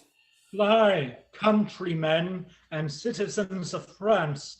Sweet flowering peace, the root of happy life, is quite abandoned and expulsed the land, instead of whom ransacked constraining war sits like to ravens upon your houses' tops. Slaughter and mischief walk within your streets, and unrestrained make havoc as they pass, the form whereof even now myself beheld, upon this fair mountain whence I came, for so far off as I directed mine eyes, I might perceive 5 cities all on fire, cornfields and vineyards burning like an oven, and as the leaking vapor in the wind I turned but aside, I likewise might discern the poor inhabitants escaped the flame, fall numberless upon the soldiers' pikes, 3 ways these dreadful ministers of wrath do tread the measures of their tragic march. Upon the right hand comes the conquering king.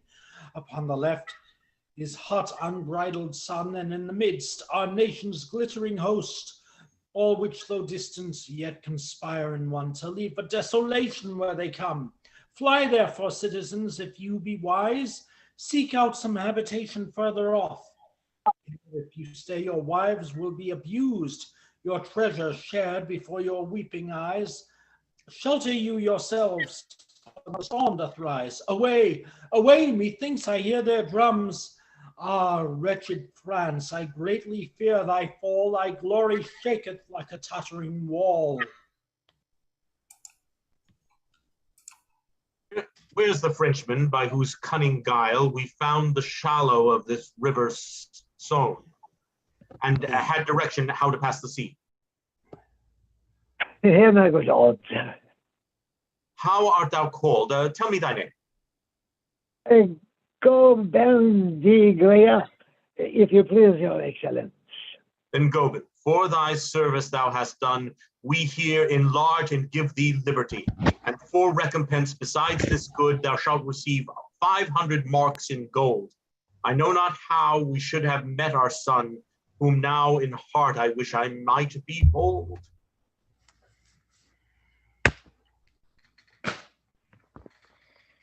This is Artois' line. It's not very well marked. Any apologies? Good news, my lord. The prince is hard at hand, and with him comes Lord Audley and the rest, whom since our landing we could never meet. Welcome, fair prince. How hast thou sped, my son, since thy arrival on the coast of France? Successfully, I thank the gracious heavens. Some of their strongest cities we have won, as Tarslin, Lier, Crotag, and Carenting, and others wasted, leaving at our heels a wide apparent field and beaten path for solitariness to progress in, yet those that would submit we kindly pardoned, for who in scorn refused our proffered peace, endured the penalty of sharp revenge. Ah, France, why shouldst thou be this obstinate against the kind embracement of thy friends? How gently had we thought to touch thy breast and set our foot upon thy tender mold, but that in froward and disdainful pride, thou, like a skittish and untamed colt, doth start aside and strike us with thy heels. But tell me, Ned, in all thy warlike course, hast thou not seen the usurping king of France? Yes, my good lord, and not 2 hours ago, with full 100,000 fighting men upon the one side with the river's bank, and on the other, both his multitudes.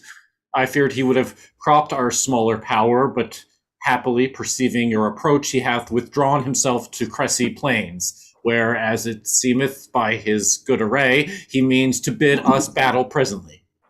He shall be welcome. That's the thing we crave. Edward, know that John, the true king of France, musing thou shouldst encroach upon his land, and in thy tyrannous proceeding, slay his faithful subjects and subvert his towns, spits in thy face, and in this manner following, upbraids thee with thine arrogant intrusion. First I condemn thee for a fugitive, a thievish pirate, and a needy mate, one that hath either no abiding place or else inhabiting some barren soil where neither herb or fruitful grain is had, just altogether live by pilfering. Next, in so much thou hast infringed thy faith, broke liege and solemn covenant made with me, I hold thee for a false, pernicious wretch. And last of all, although I scorn to cope with one such inferior as myself, yet in respect thy thirst is all for gold. They labor rather to be feared than loved, to satisfy thy lust in either pardon. Here am I come, and with me have I brought exceedingly store of treasure, pearl, and coin. Thee, therefore, now to persecute the weak, and armed in conflict with the armed. let it be seen amongst other petty thefts how thou canst win this pillage manfully.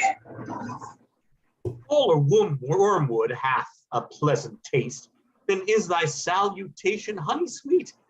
But as the one hath no such property, so is the other most satirical. Yet how I regard thy worthless taunts, if thou hast uttered them to foil my fame or dim the reputation of my birth, know that thy wolvish barking cannot hurt. If slyly to insinuate with the world and with a strumpet's artificial line to paint thy vicious and deformed cause, be well assured that counterfeit will fade, and in the end thy foul defects be seen. But if thou didst it to provoke me on, as who should say I were but timorous or coldly negligent did need a spur, bethink thyself how slack I was at sea. Now since my landing I have won no towns, entered no further but upon the coast, and there have ever since securely slept. But if I have been otherwise employed, imagine, Valois, whether I intend to skirmish, not for pillage, but for the crown, which thou dost wear, and that I vow to have, or one of us shall fall into this grave. Look not for cross invectives at our hands, or railing execrations of despite. Let creeping serpents hide in hollow banks, sting with their tongues. We have remorseless swords, and they shall plead for us and our affairs. Yet thus much briefly by my father's leave, as all the immodest poison of thy throat is scandalous and most notorious lies. And our pretended quarrel is truly just, so end the battle when we meet today. May either of us prosper and prevail, or luckless cursed receive eternal shame. That needs no further question, and I know his conscious witnesses it is my right. Therefore, Valois, say, wilt thou yet resign before the sickle's thrust into the corn, or that enkindled fury turn to flame? I know what right thou hast in France, and ere I basely will resign my crown, this champion field shall be a pool of blood, and all our prospect as a slaughterhouse. Aye, that approves thee, tyrant, what thou art. No father, king, or shepherd of thy realm, but one that tears her entrails with thy hands, and like a thirsty tiger sucks her blood. You pure France, why do you follow him that is so prodigal to spend your lives? Whom should they follow, aged impotent, but he that is their true-born sovereign? Upbraid thou him, because within his face time hath engraved deep characters of age. Know that these grave scholars of experience, like stiff-grown oaks, will stand immovable when whirlwind quickly turns up younger trees. Was ever any of thy father's house king before thyself, before this present time? Edward's great lineage by the mother's side 500 years hath held the scepter up. Judge then, conspirators, by this descent, which is the true-born sovereign, this or that? Father, range your battles, prate no more. These English fain would spend the time in words, that night approaching they might escape unfought.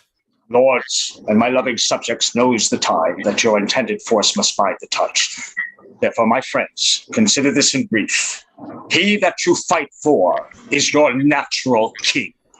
He against you fight a foreigner. He that you fight for rules in clemency and reigns you with a mild and gentle bite. He against whom you fight, if he prevail, will straight enthrone himself in tyranny, make slaves of you, and with a heavy hand curtail and curb your sweetest liberty. Then to protect your country and your king, let but the haughty courage of your hearts answer the number of your able hands, and we shall quickly chase these fugitives. For what's this Edward but a belly god, a tender and lascivious wantoness that the other day was almost dead for love? And what, I pray you, is his goodly guard, such as but scant them of their chines of beef and take away their downy feather beads, and presently they are rusty stiff, as 'twere as many overridden jades. And Frenchmen scorn that such should be your lords, and rather bind ye them in captive hands. Vive le roi, save King John of France. Now, on this plain of Cressy spread yourselves, and Edward, when thou darest, begin to fight. We presently will meet thee, John of France, and English lords, let us resolve the day either to clear us of that scandalous crime or be entombed in our innocence. And Ned, because this battle is the first that ever yet thou foughtest in pitched field, as ancient custom is of martialists, to dub thee with the tip of chivalry, in solemn manner will we give thee arms. Come thence, therefore, heralds, orderly bring forth a strong attirement for the prince, my son. Edward Plantagenet, in the name of God, as with this armor I impale thy breast, so be thy noble, unrelenting heart walled in with flints of matchless fortitude, that never base affection enters there. Fight and be valiant, conquer where thou comest. Now follow, lords, and do him honor too. Edward Plantagenet, Prince of Wales, as I do set this helmet on thy head, wherewith the chamber of this brain is fenced, so may thy temples with Bellona's hand be still adorned with laurel victory. Fight and be valiant, conquer where thou comest. Edward Plantagenet, Prince of Wales, receive this lance into thy manly hand. Use it in fashion of a brazen pen to draw forth bloody stratagems in France, and print thy valiant deeds in honor's book. Fight and be valiant, vanquish where thou comest. Edward Plantagenet, Prince of Wales, hold to take this target, wear it on thy arm, and may the view there of the Perseus shield astonish and transform thy gazing foes to senseless images of meager death. Fight and be valiant, conquer where thou comest. Now wants there naught but knighthood, which deferred we leave till thou hast won it in the field. My gracious father and ye forward peers, this honor you have done me animates and cheers my green yet scarce appearing strength with comfortable good presaging signs, no otherwise than did old Jacob's words when, as he breathed his blessings on his son, these hallowed gifts of yours, when I profane or use them not to glorify of my God, to patronage the fatherless and poor, or for the benefit of England's peace, benumb my joints, wax feeble both mine arms, wither my heart, that like a sapless tree I may remain the map of infamy. And this our steeled battles shall be reigned. The leading of the Lord, Ned, is thine. To dignify whose lusty spirit, the more we temper it with Audley's gravity, that courage and experience joined in one, your manage may be second unto none. For the main battles I will guide myself, and Darby in the rearward march behind, that orderly disposed and set in ray, let us to horse, and God grant us the day. Oh, Lorraine, say, what means our men to fly? Our number is far greater than our foes.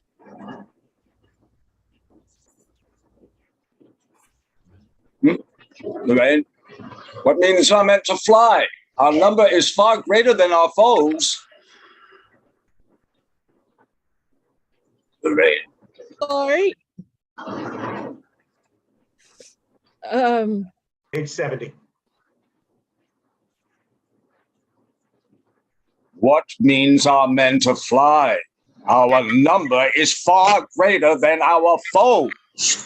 The garrison of Genoa's, my lord, that came from Paris, weary with their march, grudgingly to be suddenly employed, no sooner in the forefront took their place, but straight retiring, so dismayed the rest, as likewise they betook themselves to flight, in which, for haste to make a safe escape, more in the clustering throng are pressed to death than in by the enemy 1,000-fold. Oh, hapless fortune. Let us yet essay if we can counsel some of them to stay. Lord Audley, whilst our son is in the chase, withdraw our powers unto this little hill, and here a season let us breathe ourselves. Will, my lord. Just dooming heaven, whose secret providence to our gross judgment is inscrutable, how are we bound to praise thy wondrous works? Thou hast this day given way unto the right, and made the wicked stumble at them themselves. Rescue, King Edward, rescue for thy son. Oh, no, that's you. I'm sorry, Artois. That is me. Rescue, King Edward, rescue for thy son. Rescue Artois? What is he prisoner? Or by violence fell beside his horse? Neither, my lord, but narrowly beset with turning Frenchmen, whom he did pursue, as 'tis impossible that he should escape, except your highness presently descend. Tut, let him fight. We gave him arms today, and he is laboring for a knighthood, man. The prince, my lord, the prince, oh, succor him. He's close encompassed with a world of odds. Then will he win a world of honor too, if he by valor can redeem him thence. If not, what remedy? We have more sons than one to comfort our declining age. Renowned Edward, give me leave, I pray, to lead my soldiers where I may relieve your grace's son, in danger to be slain. The snares of French, like emmets on a bank, muster about him, whilst he, lion-like, entangled in the net of their assaults, frantically rends and bites the woven toil, but all in vain, he cannot free himself. Oddly content, I will not have a man on pain of death sent forth to succor him. This is the day, ordained by destiny, to season his courage with those grievous thoughts, that if he breaketh out, Nestor's years on earth will make him savor still of this exploit. Ah, but he shall not live to see those days. Why then his epitaph is lasting praise. Yet, good my lord, 'tis too much willfulness to let his blood be spilt that may be saved. Exclaim no more, for none of you can tell whether a borrowed aid will serve or no.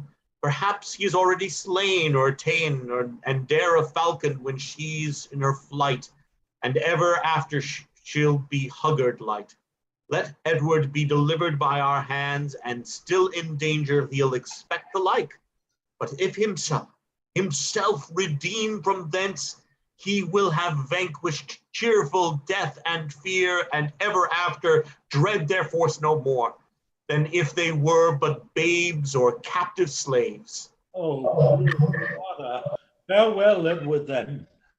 Farewell, sweet prince, the hope of chivalry. I would my life might ransom him from death.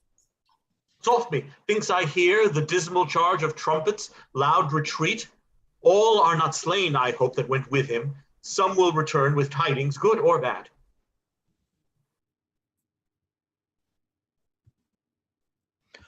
Oh, joyful sight! Victorious Edward lives! Welcome, brave prince. Kneel and kiss his father's hand. Welcome, Plantagenet. First, having done my duty as beseemed, lords, I greet you all with hearty thanks. And now behold, after my winter's toil, my painful voyage on the boisterous sea, of wars devouring gulfs and steely rocks, I bring my fraught unto the wished port, my summer's hope, my travel's sweet reward. And here, with humble duty, I present this sacrifice, this first fruit of my sword, cropped and cut down even at the gate of death, the King of Bohème, father whom I slew.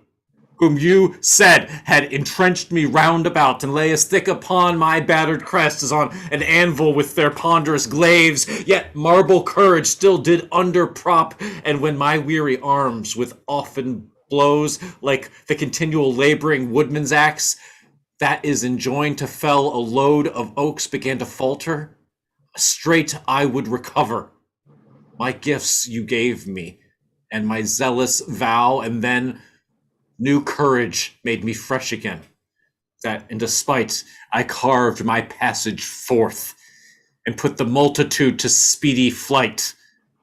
Lo, this hath Edward's hand filled your request, and done, I hope, the duty of a knight. Aye, well thou hast deserved a knighthood, Ned, and therefore with thy sword, yet reeking warm with blood of those that fought to be thy bane, arise, Prince Edward, trusty knight at arms. This day thou hast confounded me with joy, and proved thyself fit heir unto a king. Here is a note, my gracious lord, of those that in this conflict of our foes were slain. 11 princes of esteem, 4 score barons, 120 knights, and 30,000 common soldiers. And of our men, 1,000. Our God be praised.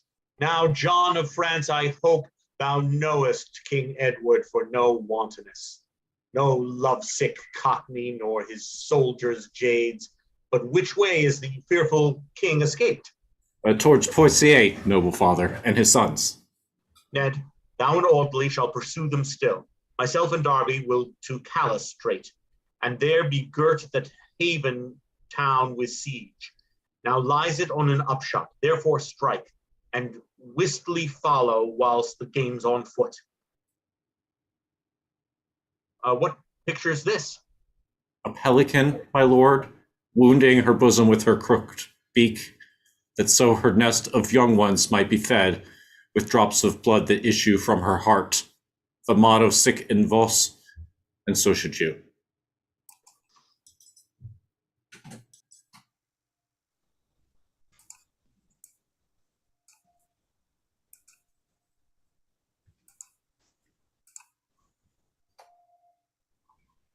Eleanor, that's you.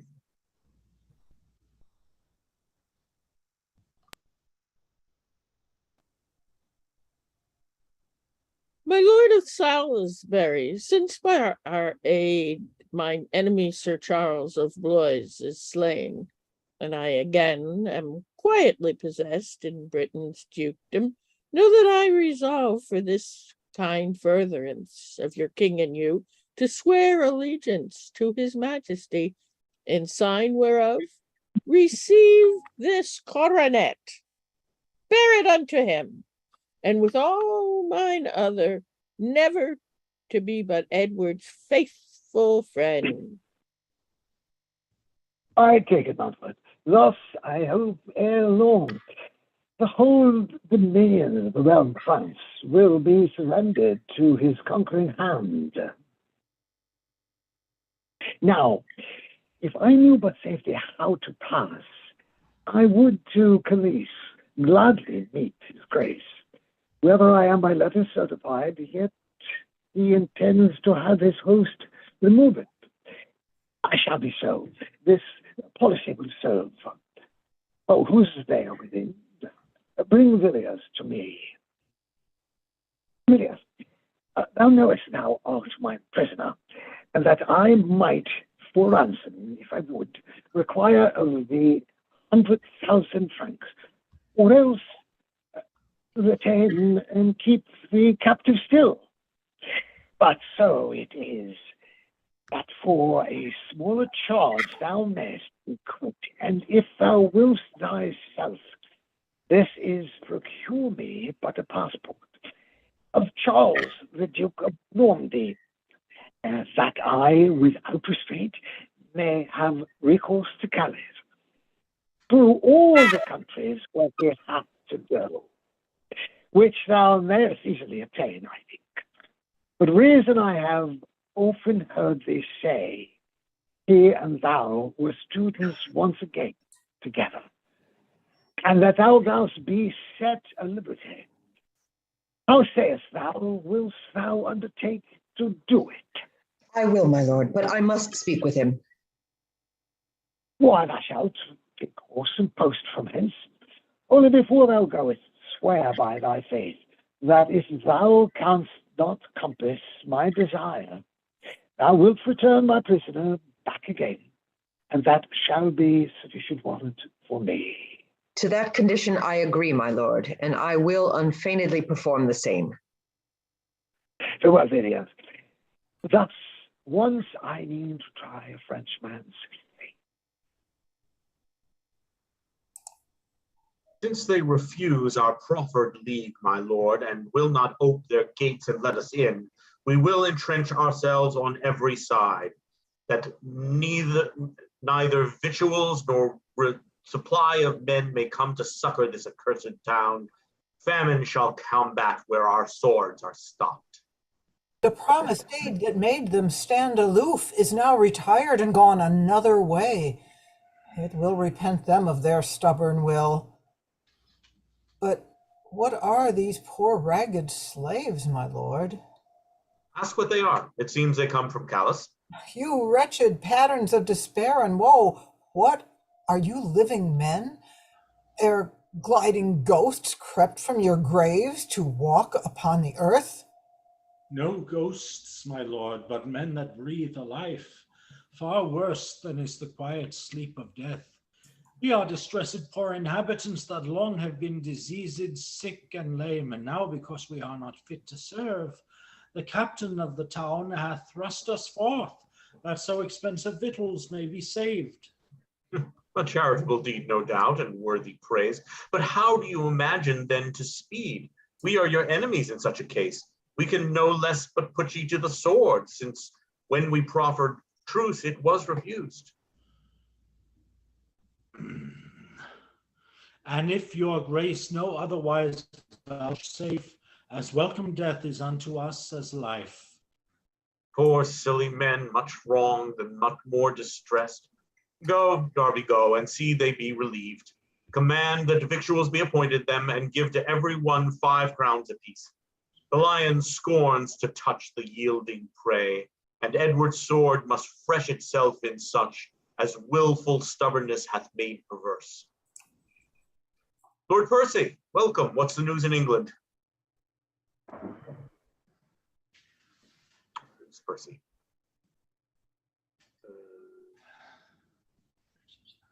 This is Eleanor again.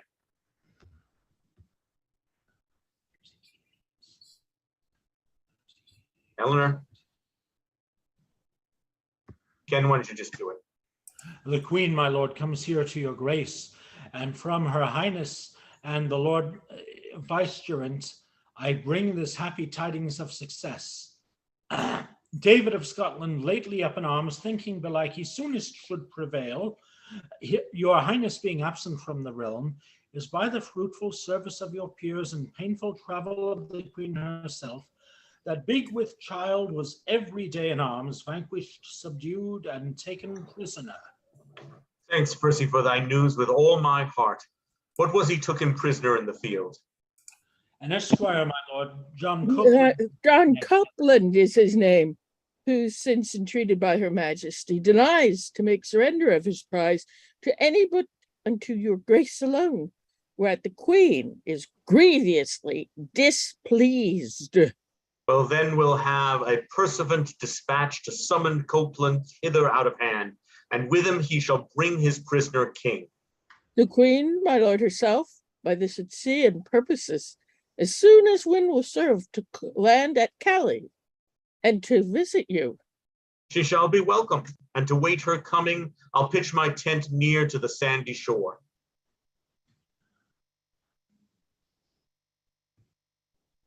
This is Captain. Sorry? Yes. The purchasers of Calais, mighty king, have by a council willingly decreed to yield that town and castle to your hands, upon condition it will please your grace to grant them the benefit of life and goods. They will so. Then belike they may command, dispose, elect, and govern as they list. No, sirrah, Tell them that since they did refuse our princely clemency at first proclaimed, they shall not have it now, although they would. Will accept of naught but fire and sword, except within these 2 days 6 of them that are the wealthiest merchants of the town, come naked all, but for their linen shirts, with each a halter hanged about his neck, and prostrate yield themselves upon their knees, to be afflicted hang or what I please. And so you may inform their masterships. Well, this is the first broken staff. Had we not pursued John our king, would with his army have relieved the town? We had not stood upon defiance so, but now 'tis past that no man can recall, and better some to do to wreck them all. I wonder, Villiers, thou shouldst importune me for one that is our deadly enemy. Not for his sake, my gracious lord, so much am I become an earnest advocate, as that thereby my ransom will be quit. Thy ransom, man, why needst thou talk of that? Art thou not free? And are not all occasions that happen for advantage of our foes to be accepted of and stood upon? No, good my lord, except the same be just, for profit must with honor be commixed, or else our actions are but scandalous. But letting pass these intricate objections, wilt please your highness to subscribe or no? Villiers, I will not, nor I cannot do it. Salisbury shall not have his will so much to claim a passport how it pleaseth himself. Why then I know the extremity, my lord. I must return to prison whence I came. Return I hope thou wilt not. What bird that hath escaped the fowl's gin will not beware how she is ensnared again, or what is he so senseless and secure that having hardly passed a dangerous gulf will put himself in peril there again? Ah, but it is mine oath, my gracious lord, which I in conscience may not violate, or else a kingdom should not draw me hence. Thine oath? Why, that doth bind thee to abide. Hast thou not sworn obedience to thy prince? In all things that uprightly he commands, but either to persuade or threaten me not to perform the covenant of my word is lawless, and I need not to obey. Why is it lawful for a man to kill and not to break a promise with his foe? To kill, my lord, when war is once proclaimed, so that our quarrel be for wrong rescinded, no doubt is lawful permitted us, but in an oath we must be well advised. How we do swear, and when we once have sworn not to infringe it, though we die therefore. Therefore, my lord, as willing I return, as if I were to fly to paradise. Stay, Atelier. Thine honorable mind deserves to be eternally admired. Thy suit shall be no longer thus deferred. Give me the paper, I'll subscribe to it. And wheretofore I loved thee as Villiers, hereafter I'll embrace thee as myself. Stay and be still in favor with thy lord. I humbly thank your grace. I must dispatch and send this passport first unto the earl, and then I will attend your highness's pleasure. Do so, Villiers, and Charles, when he hath need, be such soldiers, howsoever he speed. Come, Charles, and arm thee. Edward is entrapped. The Prince of Wales is fallen into our hands, and we have compassed him. He cannot escape. But will your highness fight today? What else, my son? He's scarce 8,000 strong, and we are 70,000 at the least. I have a prophecy, my gracious lord, wherein is written that what success is like to happen as in this outrageous war.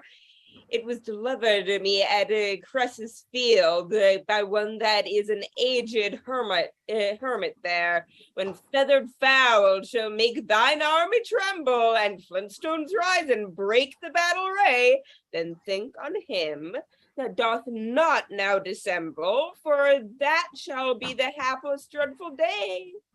Yet in the end thy foot thou shalt advance as far as England as thy foe in France. This it seems we shall be fortunate, for as it is impossible that stones should ever rise and break the battle's ray, or airy fowl make men in arms to quake, so it is like we shall not be subdued. Say this might be true, yet in the end, since he doth promise we shall drive him hence and forage their country as they have done ours, by this revenge that loss will seem the less. But all are frivolous fancy toys and dreams. Once we are sure we haven't starved the son, catch we the father after how we can. Oddly, the arms of death embrace us round, and comfort have we none save that to die. We pay soe'er earnest for a sweeter life. At Cressley Field, our clouds of warlike smoke choked up those French mouths and dissevered them, but now their multitudes of millions high masking as 'twere the beauteous burning sun, leaving no hope to us but sullen dark, and eyeless terror of all ending night. This sudden mighty and expedient head that they have made fair prince is wonderful. Before us in the valley lies the king, vantaged with all that heaven and earth can yield. His party stronger battles than our whole. His son, the braving Duke of Normandy, hath trimmed the mountain on our right hand up in shining plate, that now the aspiring hill shows like a silver quarry or an orb aloft the which the bannerets and new replenished pendants cuff the air and beat the winds that for their gaudiness struggles to kiss them on our left hand lees. Philip the younger issue of the king, coating the other hill in such array that all his gilded upright pikes do seem straight trees of gold, the pendant leaves and their device of antique heraldry, quartered in colors seeming Sunday fruits, makes it the orchard of the Hesperides. Behind us too the hill doth bear his height, for like a half moon opening but one way, it rounds us in. There at our backs are lodged the fatal crossbows, and the battle there is governed by the rough Chatillon. Then thus it stands, the valley for our fight, the king binds in. The hills on either hand are proudly royalized by his sons, and on the hill behind stands certain death, in pay and service with Chatillon. Thus name is much more mighty than his deeds. Thy parceling this power hath made it more. As many sands as these my hands can hold are but my handfuls of so many sands than all the world, and call it but a power? Easily ta'en up and quickly thrown away. But if I stand to count them sand by sand, the number would confound my memory, and make 1,000 million of a task which briefly is no more indeed than one. These quarters, squadrons, and these regiments before, behind us, and on either hand are but a power. When we name a man, his hand, his foot, his head has several strengths, and being all but one self, instant strength, why all this many oddly is but one, and we can call it all but one man's strength. He that hath far to go tells it by miles. If he should tell the steps, it kills his heart. The drops are infinite that make a flood, and yet thou knowest we call it but a rain. There is but one France, one king of France, that France hath no more kings, and that same king hath but the puissant legion of one king. And we have one, then apprehend no odds, for 1 to 1 is fair equality. Would tiding messengers be plain and brief? The King of France, my sovereign lord and master, greets by me his foe, the Prince of Wales. If thou call forth 100 men of name, of lords, knights, esquires, and English gentlemen, and with thyself and those kneel at his feet, he straight will fold his bloody colors up, and ransom shall redeem lives forfeited. If not, this day shall drink more English blood than e'er was buried in our British earth. What is the answer to his proffered mercy? This heaven that covers France contains the mercy that draws from me submissive orisons, that such base breath should vanish from my lips to urge the plea of mercy to a man. The Lord forbid, return and tell the king my tongue is made of steel, and it shall beg my mercy on his coward burgonet. Tell him my colors are as red as his, my men as bold, our English arms as strong. Return him my defiance in his face. I go. What news with thee? The Duke of Normandy, my lord and master, pitying thy youth, is so engirt with peril by me, hath sent a nimble-jointed jennet, as swift as ever yet thou didst bestride, and therewithal he counselled thee to fly, else death himself hath sworn that thou shalt die. Back with the beast unto the beast that sent him. Tell him I cannot sit a coward's horse. Bid him today bestride the jade himself, for I will stain my horse quite o'er with blood, and double gild my spurs, but I will catch him. So tell the capering boy, and get thee gone.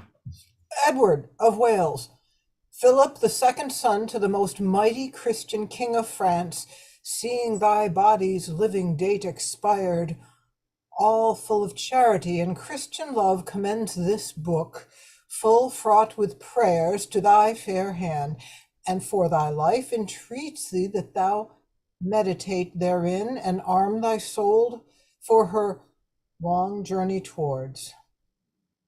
Thus have I done my bidding and return. Herald of Philip, greet thy lord from me. All good that he can send I can receive. But thinkst thou not the unadvised boy hath wronged himself in this far tendering me? Happily he cannot pray without the book. I think him no divine extemporal. Then render back this common place of prayer to do himself good in adversity. Besides, he knows not my sin's quality, and therefore knows no prayers for my avail. Ere night his prayers may be to pray to God, to put it in my heart to hear his prayer, so tell the courtly wanton and be gone. I go. Confident their strength and number makes them. Now oddly, sound those silver wings of thine, and let those milk-white messengers of time show thy time's learning in this dangerous time. Thyself art busy and bit with many broils, and stratagems for past with iron's pen, are texted in thine honorable face. Thou art a married man in this distress, but danger woos me as a blushing maid. Teach me an answer to this perilous time. To die is all as common as to live. The one in choice, the other holds in chase. For from the instant we begin to live, we do pursue and hunt the time to die. First bud we, then we blow, and after seed, then presently we fall. And as a shade follows the body, so we follow death. If then we hunt for death, why do we fear it? If we fear it, why do we follow it? If we do fear, how can we shun it? If we do fear, with fear we do but aid the thing we fear to seize on us the sooner. If we fear not, then no resolved proffer can overthrow the limit of our fate. For whether ripe or rotten crop, we shall, as we do draw the lottery of our doom. Good old man. 1,000,000 armors these words of thine have buckled on my back. What an idiot hast thou made of life, just to seek the things it fears, and how disgrace the imperial victory of murdering death, since all the lives his conquering arrows strikes. Seek him, and he not them to shame his glory. I will not give a penny for a life, nor half penny to shun grim death, since for to live is but to seek to die, and dying but beginning of new life. Let come the hour when he that rules it will, to live or die I hold indifferent. Sudden darkness hath defaced the sky, The winds are crept into their caves for fear. Leaves move not, the world is hushed and still. The birds cease singing, and the wandering brooks murmured no wonted greeting to their shores. Silence attends some wonder, and expecteth that heaven should pronounce some prophecy. Where, who, or from whom proceeds this silence, Charles? Men with open mouths and staring eyes look on each other as they did attend each other's words, and yet no creature speaks. A tongue-tied fear hath made a midnight hour, and speeches sleep through all the waking regions. Now the pompous sun in all his pride looked through the golden coach upon the world, and on a sudden hath he hid himself, that now under the earth is as a grave, dark, deadly, silent, and uncomfortable. Hark, what a deadly outcry do I hear. Here comes my brother Philip. All dismayed, what fearful words are those thy looks presage?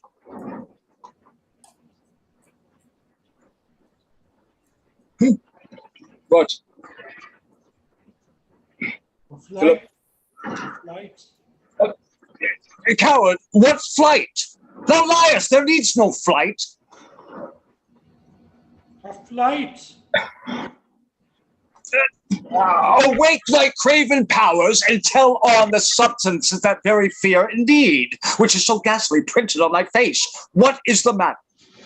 A flight of ugly ravens do croak and hover o'er our soldiers' heads, and keep in triangles and cornered squares, right as our forces are embattling. With their approach, this came the sudden fog, which now hath hid the airy flower of heaven, and made it noon and night unnatural upon the quaking and dismayed world.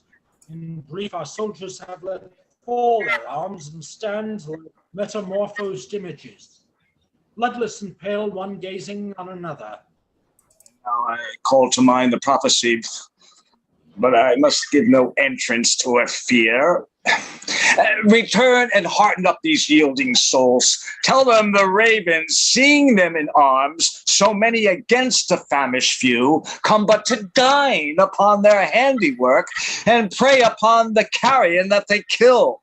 For when we see a horse laid down to die, although not dead, the ravenous birds sit watching the departure of his life. Even so these ravens, for the carcasses of these poor English that are marked to die, hover about. And if they cry to us, 'tis but for meat that we must kill for them. Away, and comfort up my soldiers, and sound the trumpets, and at once dispatch this little business of a silly fraught. Behold, my liege, this night and 40 mo, of whom the better part are slain and fled, with all endeavor sought to break our ranks, and make their way to the encompassed prince, to dispose of him as please your majesty. Then go, and the next thou soldier that thou seest, disgrace it with his body presently. Ere I do hold a tree in France too good to be the gallows of an English thief. My lord of Normandy, I have your press and warrant for my safety through this land. Villiers procured it for thee, did he not? Oh, he did. And it is current, thou shalt freely pass. Aye, freely to the gallows to be hanged, without denial or impediment. Away with him. I hope your highness will not so disgrace me and dash the virtue of my seal at arms. He hath my ne'er broken name to show, charactered with his princely hand of mine, and rather let me leave to be a prince than break the stable verdict of a prince. I do beseech you to let him pass in quiet. Thou and thy word lie both in my command. What canst thou promise that I cannot break? Which of these twain is greater infamy, to disobey thy father or thyself? Thy word nor no man's may exceed his power. Know that the same man doth never break his word that keeps it to the utmost of his power. The breach of faith dwells in the soul's consent, which if thyself without consent do break, thou art not charged with the breach of faith. Go, hang him, for thy license lies in me, and my constraint stands the excuse for it. But am I not a soldier in my word? Then arms adieu, and let them fight that less that I shall not give my girdle from my waist, but with a guardian I shall be controlled to say I may not give my things away. Upon my soul, had Edward, Prince of Wales, engaged his word, writ down his noble hand for all your knights to pass his father's land, the royal king to grace his warlike son, would not alone safe conduct to give them, but with all bounty feasted them and theirs. Dwellest thou on precedents? Then be it so. Say, Englishman, of what degree thou art? An earl in England, though a prisoner here, and those that know me call me a Sunderland. Then, Salisbury, say whether thou art bound. To Calais, where my liege King Edward is. To Calais, Salisbury. Then to Calais, pack. And bid the king prepare a noble grave to put his princely son, Black Edward, in. And as thou travellest westward from this place, some 2 leagues hence, there is a lofty hill, on whose top seems topless for the embracing sky, does hide his high head in his azure bosom, upon whose tall top, when thy foot attains, look back upon the humble vale beneath, humble of late, but now made proud with arms, and thence behold the wretched Prince of Wales, hooped with a bond of iron round him, after which sight to Calais spur amain, and say the prince was smothered and not slain. And tell the king this is not all his ill, for I will greet him ere he thinks I will. Away, be gone. The smoke without our shot will choke our foes, though bullets hit them not.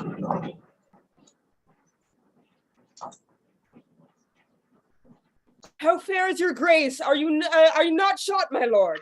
No, dear Artois, but choked with dust and smoked and stepped aside for breath and fresher air.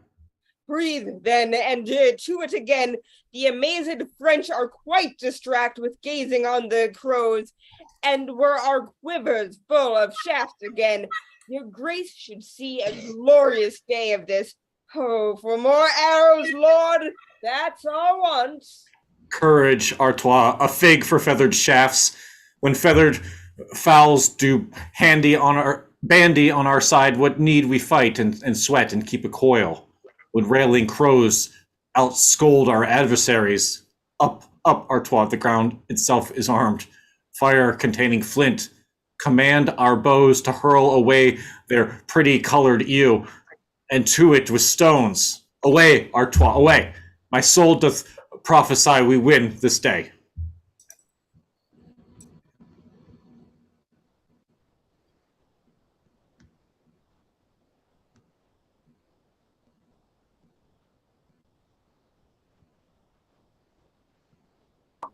Our multitudes, hold on. 101, right? Our multitudes are in themselves confounded, dismayed, distraught. Swift starting fear has buzzed a cold dismay through all our army, and ever petty disadvantages pumps the fear possessed subject soul to fly. Myself, whose spirit is steel to their dull lead, what with recalling of the prophecy, and that our native stones from English armies rebel against us, find myself attained with strong surprise of weak and yielding fear. Fly, father, fly, the French to kill the French. Some that would stand, let it drive at some that fly. Our drums strike nothing but discouragement. Our trumpet sound dishonor and retire. The spirit of fear that feareth not but death cowardly works confusion on itself.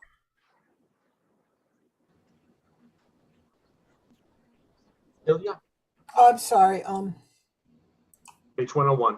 Philip. Yes, I got it. I had a mistake in my script. Pluck out your eyes and see not this day's shame. An arm hath beat an army. One poor David hath with a stone foiled 20 stout Goliaths. Some 20 naked starvelings with small flints hath driven back a puissant host of men, arrayed and fenced in all accomplishments. They do. They quite at us and kill us up.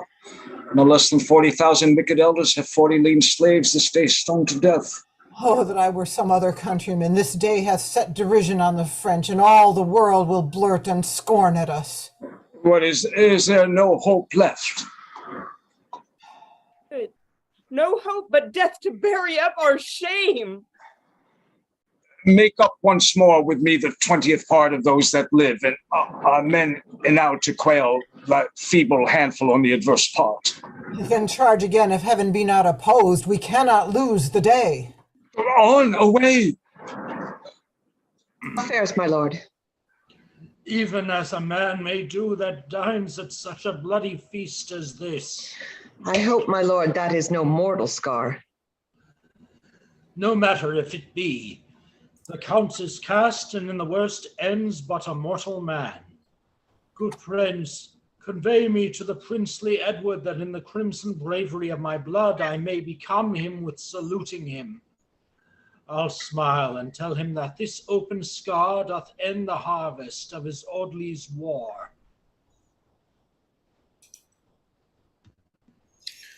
Now, John in France, and lately, John of France, thy bloody ensigns are my captive colors. And you, high vaunting Charles of Normandy, that once today sent me a horse to fly, are now the subjects of my demency.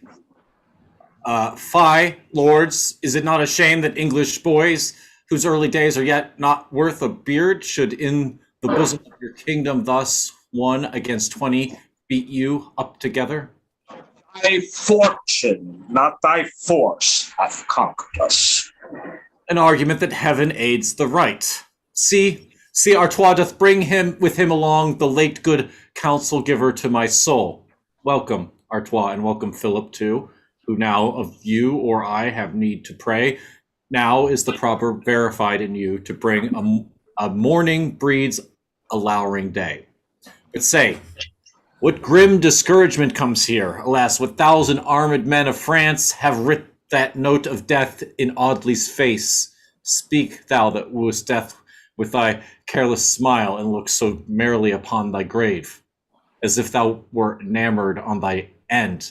What hungry sword hath so bereaved thy face, and lopped a true friend from my loving soul? O Prince, what sweet bemoaning speech to me is as a mournful knell to one dead sick. Dear Audley, if my tongue ring out thy end, my arms shall be thy grave. What may I do to win thy life, or to revenge thy death, if thou wilt drink the blood of captive kings, or that it were restorative command a health of king's blood, and I'll drink to thee in honor. If honor may dispense for thee with death the never dying honor of this day, share wholly Audley to thyself and live. Victorious Prince, that thou art so, behold a Caesar's fame in king's captivity. If I could hold dim death but at a bay till I did see my liege, thy loyal father, my soul should yield this castle of my flesh, this mangled tribute with all willingness to darkness, consummation, dust, and worms. Cheerily, bold man, thy soul is all too proud to yield her city for one little breath. Should be divorced from her earthly spouse by the soft temper of a Frenchman's sword. Lo, to repair thy life, I give to thee 3,000 marks a year in English land. I take thy gift to pay the debts I owe. These 2 poor esquires redeemed me from the French with lusty and dear hazard of their lives. What thou hast given me, I give to them. And as thou lovest me, Prince, lay thy consent to this bequeath in my last testament. renowned Audley, live and have from me this gift twice doubled to these esquires, and thee but live or die. What thou hast given away to these and theirs shall lasting freedom stay.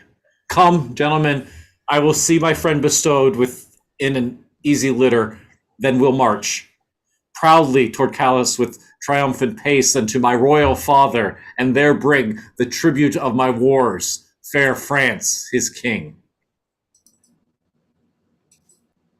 No more, Queen Philip, pacific yourself. Copeland, except he can excuse his fault, shall find displeasure written in our looks. And now unto this proud resisting town, soldiers assault. I will no longer stay to be deluded by their false delays. For put all to sword and make the spoil your own. Mercy, King Edward, mercy, gracious Lord. Gracious Lord. Contemptuous villains, call ye now for truce? Mine ears are stopped against your bootless cries. Sound drums alarum, draw threatening swords. Our noble prince, take pity on this town, and hear us, mighty king. We claim the promise that your highness made. The 2 days of respite is not yet expired, and we are come with willingness to beg. Or torturing death or punishment you please, so that the trembling most will be saved. My promise, well, I do confess as much, but I require the chiefest citizens and men of most account that should submit. You peradventure are but servile grooms, or some felonious robbers on the sea, whom apprehended law would execute, albeit its severity lay dead in us. No, no, you cannot overreach us thus. The sun, dread lord, that in the western fall beholds us now low brought through misery, did in the orient purple of the morn salute our coming forth when we were known, or may our portion be with damned fiends. If it be so, then let our covenant stand. We take possession of the town in peace, but for yourselves look you for no remorse. But as imperial justice hath decreed, your bodies shall be dragged about these walls, and after feel the stroke of quartering steel. This is your dome. Go, soldiers, see it done. Ah, be more mild unto these yielding men. It is a glorious thing to establish peace, and kings approach the nearest unto God by giving life and safety unto men. As thou intendest to be king of France, so let her people live to call thee king. For what the sword cuts down or fire hath spoiled is held in reputation none of ours. Although experience teach us this is true, that peaceful quietness brings most delight, when most of all abuses are controlled, yet insomuch it shall be known that we, as well, can master our affections, as conquer other by the dint of sword. Philip, prevail, we yield to thy request. These men shall live to boast of clemency, and tyranny strike terror to thyself.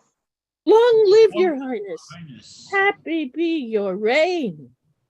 Go, get you hence, return unto the town, and if this kindness hath deserved your love, learn then to reverence Edward as your king. Now might we hear of our affairs abroad, we would till gloomy winter were o'erspent, dispose our men in garrison a while. But who comes here? Copeland, my lord, and David, King of Scots. Is this the proud, presumptuous esquire of the north that would not yield his prisoner to my queen? I am, my liege, a northern esquire indeed, but neither proud nor insolent, I trust. What moved thee then to be so obstinate to contradict our royal queen's desire? No willful disobedience, mighty lord, but my desert and public law at arms. I took the king myself in single fight, and like a soldier would be loath to lose the least preeminence that I had won. And Copeland, straight upon your highness' charge, is come to France, and with a lowly mind doth veil the bonnet of his victory. Receive, dread lord, the custom of my fraught, the wealthy tribute of my laboring hands, which should long since have been surrendered up, had but your gracious self been there in place. But Copeland, thou didst scorn the king's command, neglecting our commission in his name. His name I reverence, but his person more.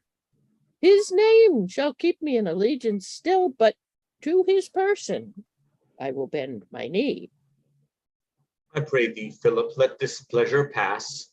This man doth please me, and I like his words, for what is he that will attempt great deeds and loose the glory that ensues the fame?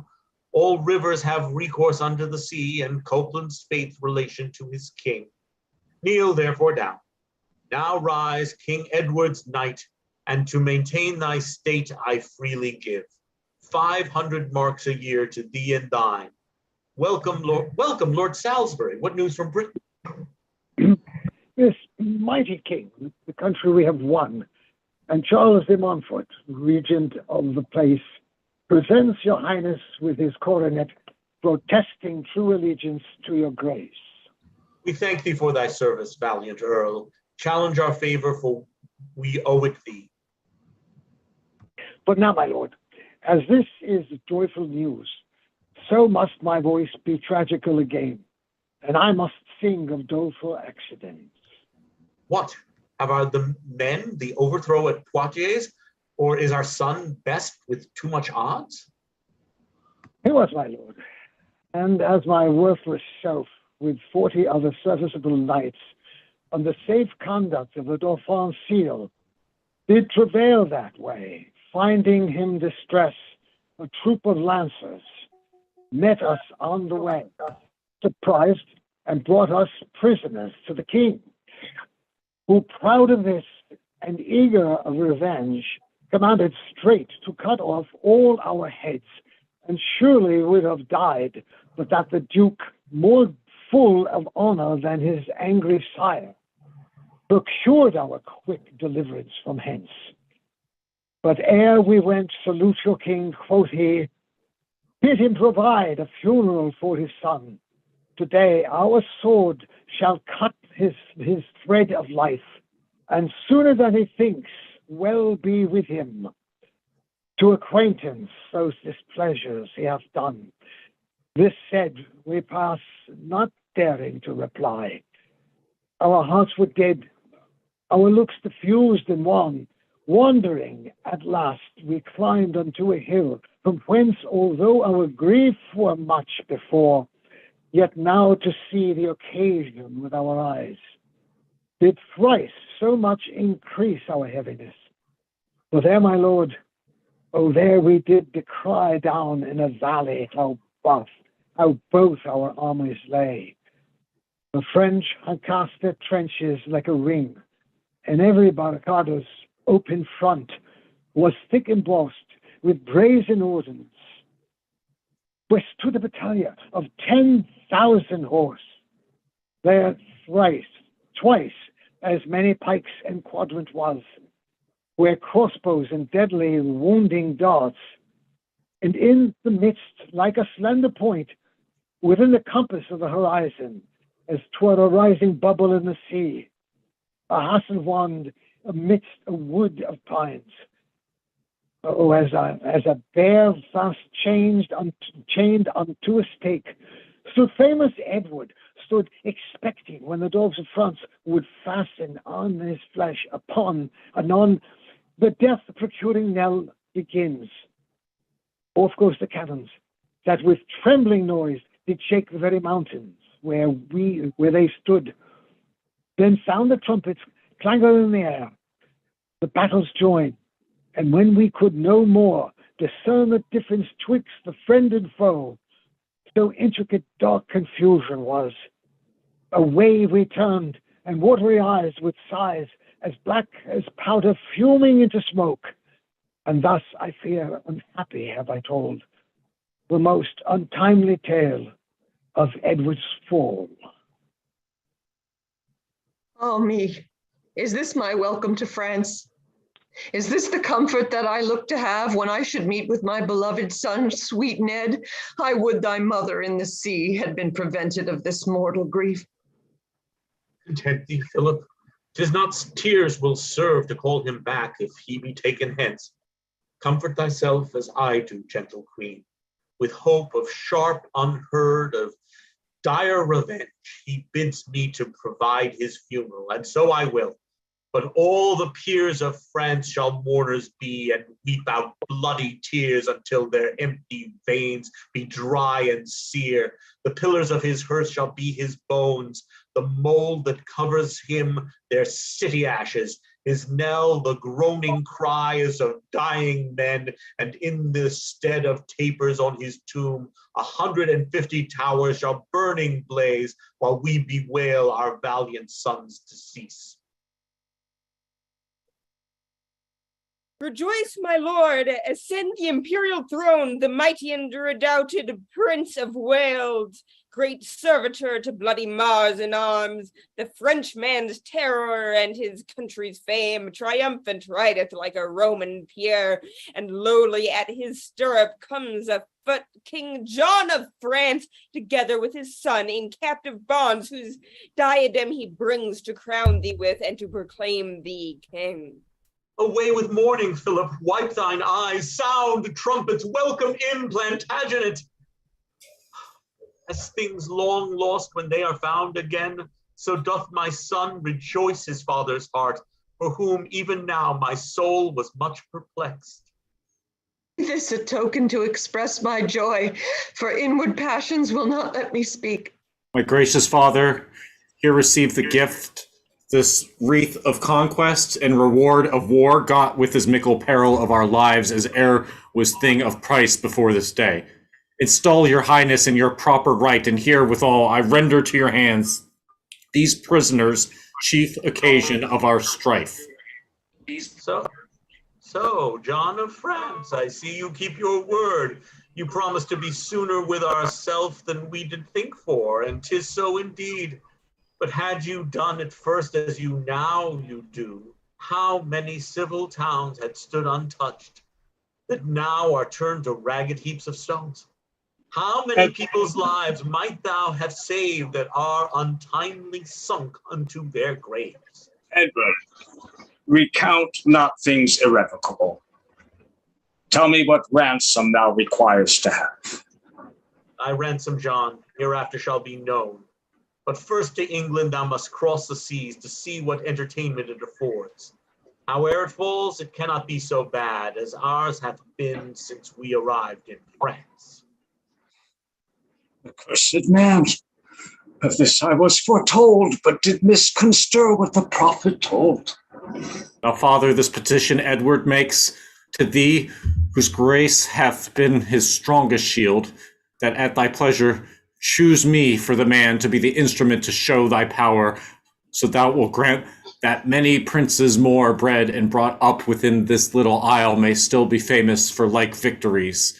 And for my part, the bloody scars I bear, the weary nights that I have watched in field, the dangerous conflicts I have often had, the fearful menaces were proffered me, the heat and cold, and what else might displease, I wish were now redoubled 20-fold, so that hereafter ages, when they read the painful traffic of my tender youth, might thereby be inflamed with such resolve as not the territories of France alone, but likewise Spain, Turkey, and what countries else that justly would provoke fair England's ire, might at their presence tremble and retire.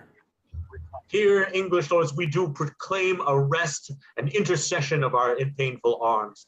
Sheath up your swords, refresh your weary limbs, peruse your spoils, and after we have breathed a day or two within this haven town, God willing then for England well be shipped, where in a happy hour I trust we shall arrive, 3 kings, 2 princes, and a queen. Oh, very good. All right. All right. Well done, everyone. Thank you so much. Yes, we had a little rough time at the beginning with the technical difficulties, but thank you all for sticking through it and doing such a good job. As we say, this is one of the Shakespeare's plays that's sort of the newest one added to the canon, the 39th. As I mentioned to some people earlier, it probably wasn't in the first folio because the first folio was published under King James, who had been King James of Scotland before England, and you didn't make Scottish jokes under King James. folios, which basically the first acts are a bunch of those. But thank you all very much. Does anyone else have any sort of comments on it, or It's always good to safely approach the very first read of something. I mean, this was the first read, which is why I screwed up a lot of words. You know, the more time you spend with something, the better you get with it. And also, since we work from the Puck Press editions, which are drawn from folio and quarto texts, you see how differently words can be spelled. Because we have to remember that it was like for Shakespeare, even his own signature, he spelled 6 different ways, you know, in the 6 examples that we have, and that there are just, it was like a full 100 years before it's got like the idea of an English dictionary and that there's one right way to spell a word. What did the 2,000-year-old man say? Shakespeare was a terrible writer. An S that looked like an F, a Z that looked like a B. Mel Brooks. Yes, indeed. Terrible writer. Terrible. Did you ever look at the folios? Yeah, it is confusing. But we do have a lot on Zoom this week.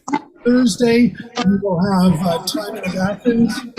It's 8 o'clock, right, Michael? And yes, I better start working on that. I still have one more track available if there's somebody here who would like to take it. Yeah, well, you can let Michael know about that. And let me know if anybody wants it. I have a track available. We have Richard II, which I'm playmastering, and many roles are available. So you can email me if you're interested in it. Following Saturday will be Henry IV, Part 1. And then on Saturday, August 27th, we will have an in-person reading at the Bloomingdale branch. We're going to have several readings at the Bloomingdale branch this year, but this one I think will finally happen, of Comedy of Errors. And then on September 3rd, we will have Henry IV, Part 2. So Henry IV, Richard II, Henry IV, Part 1 and 2 on Playmastering. So please get in touch with me if you would like to participate. And thank you all again.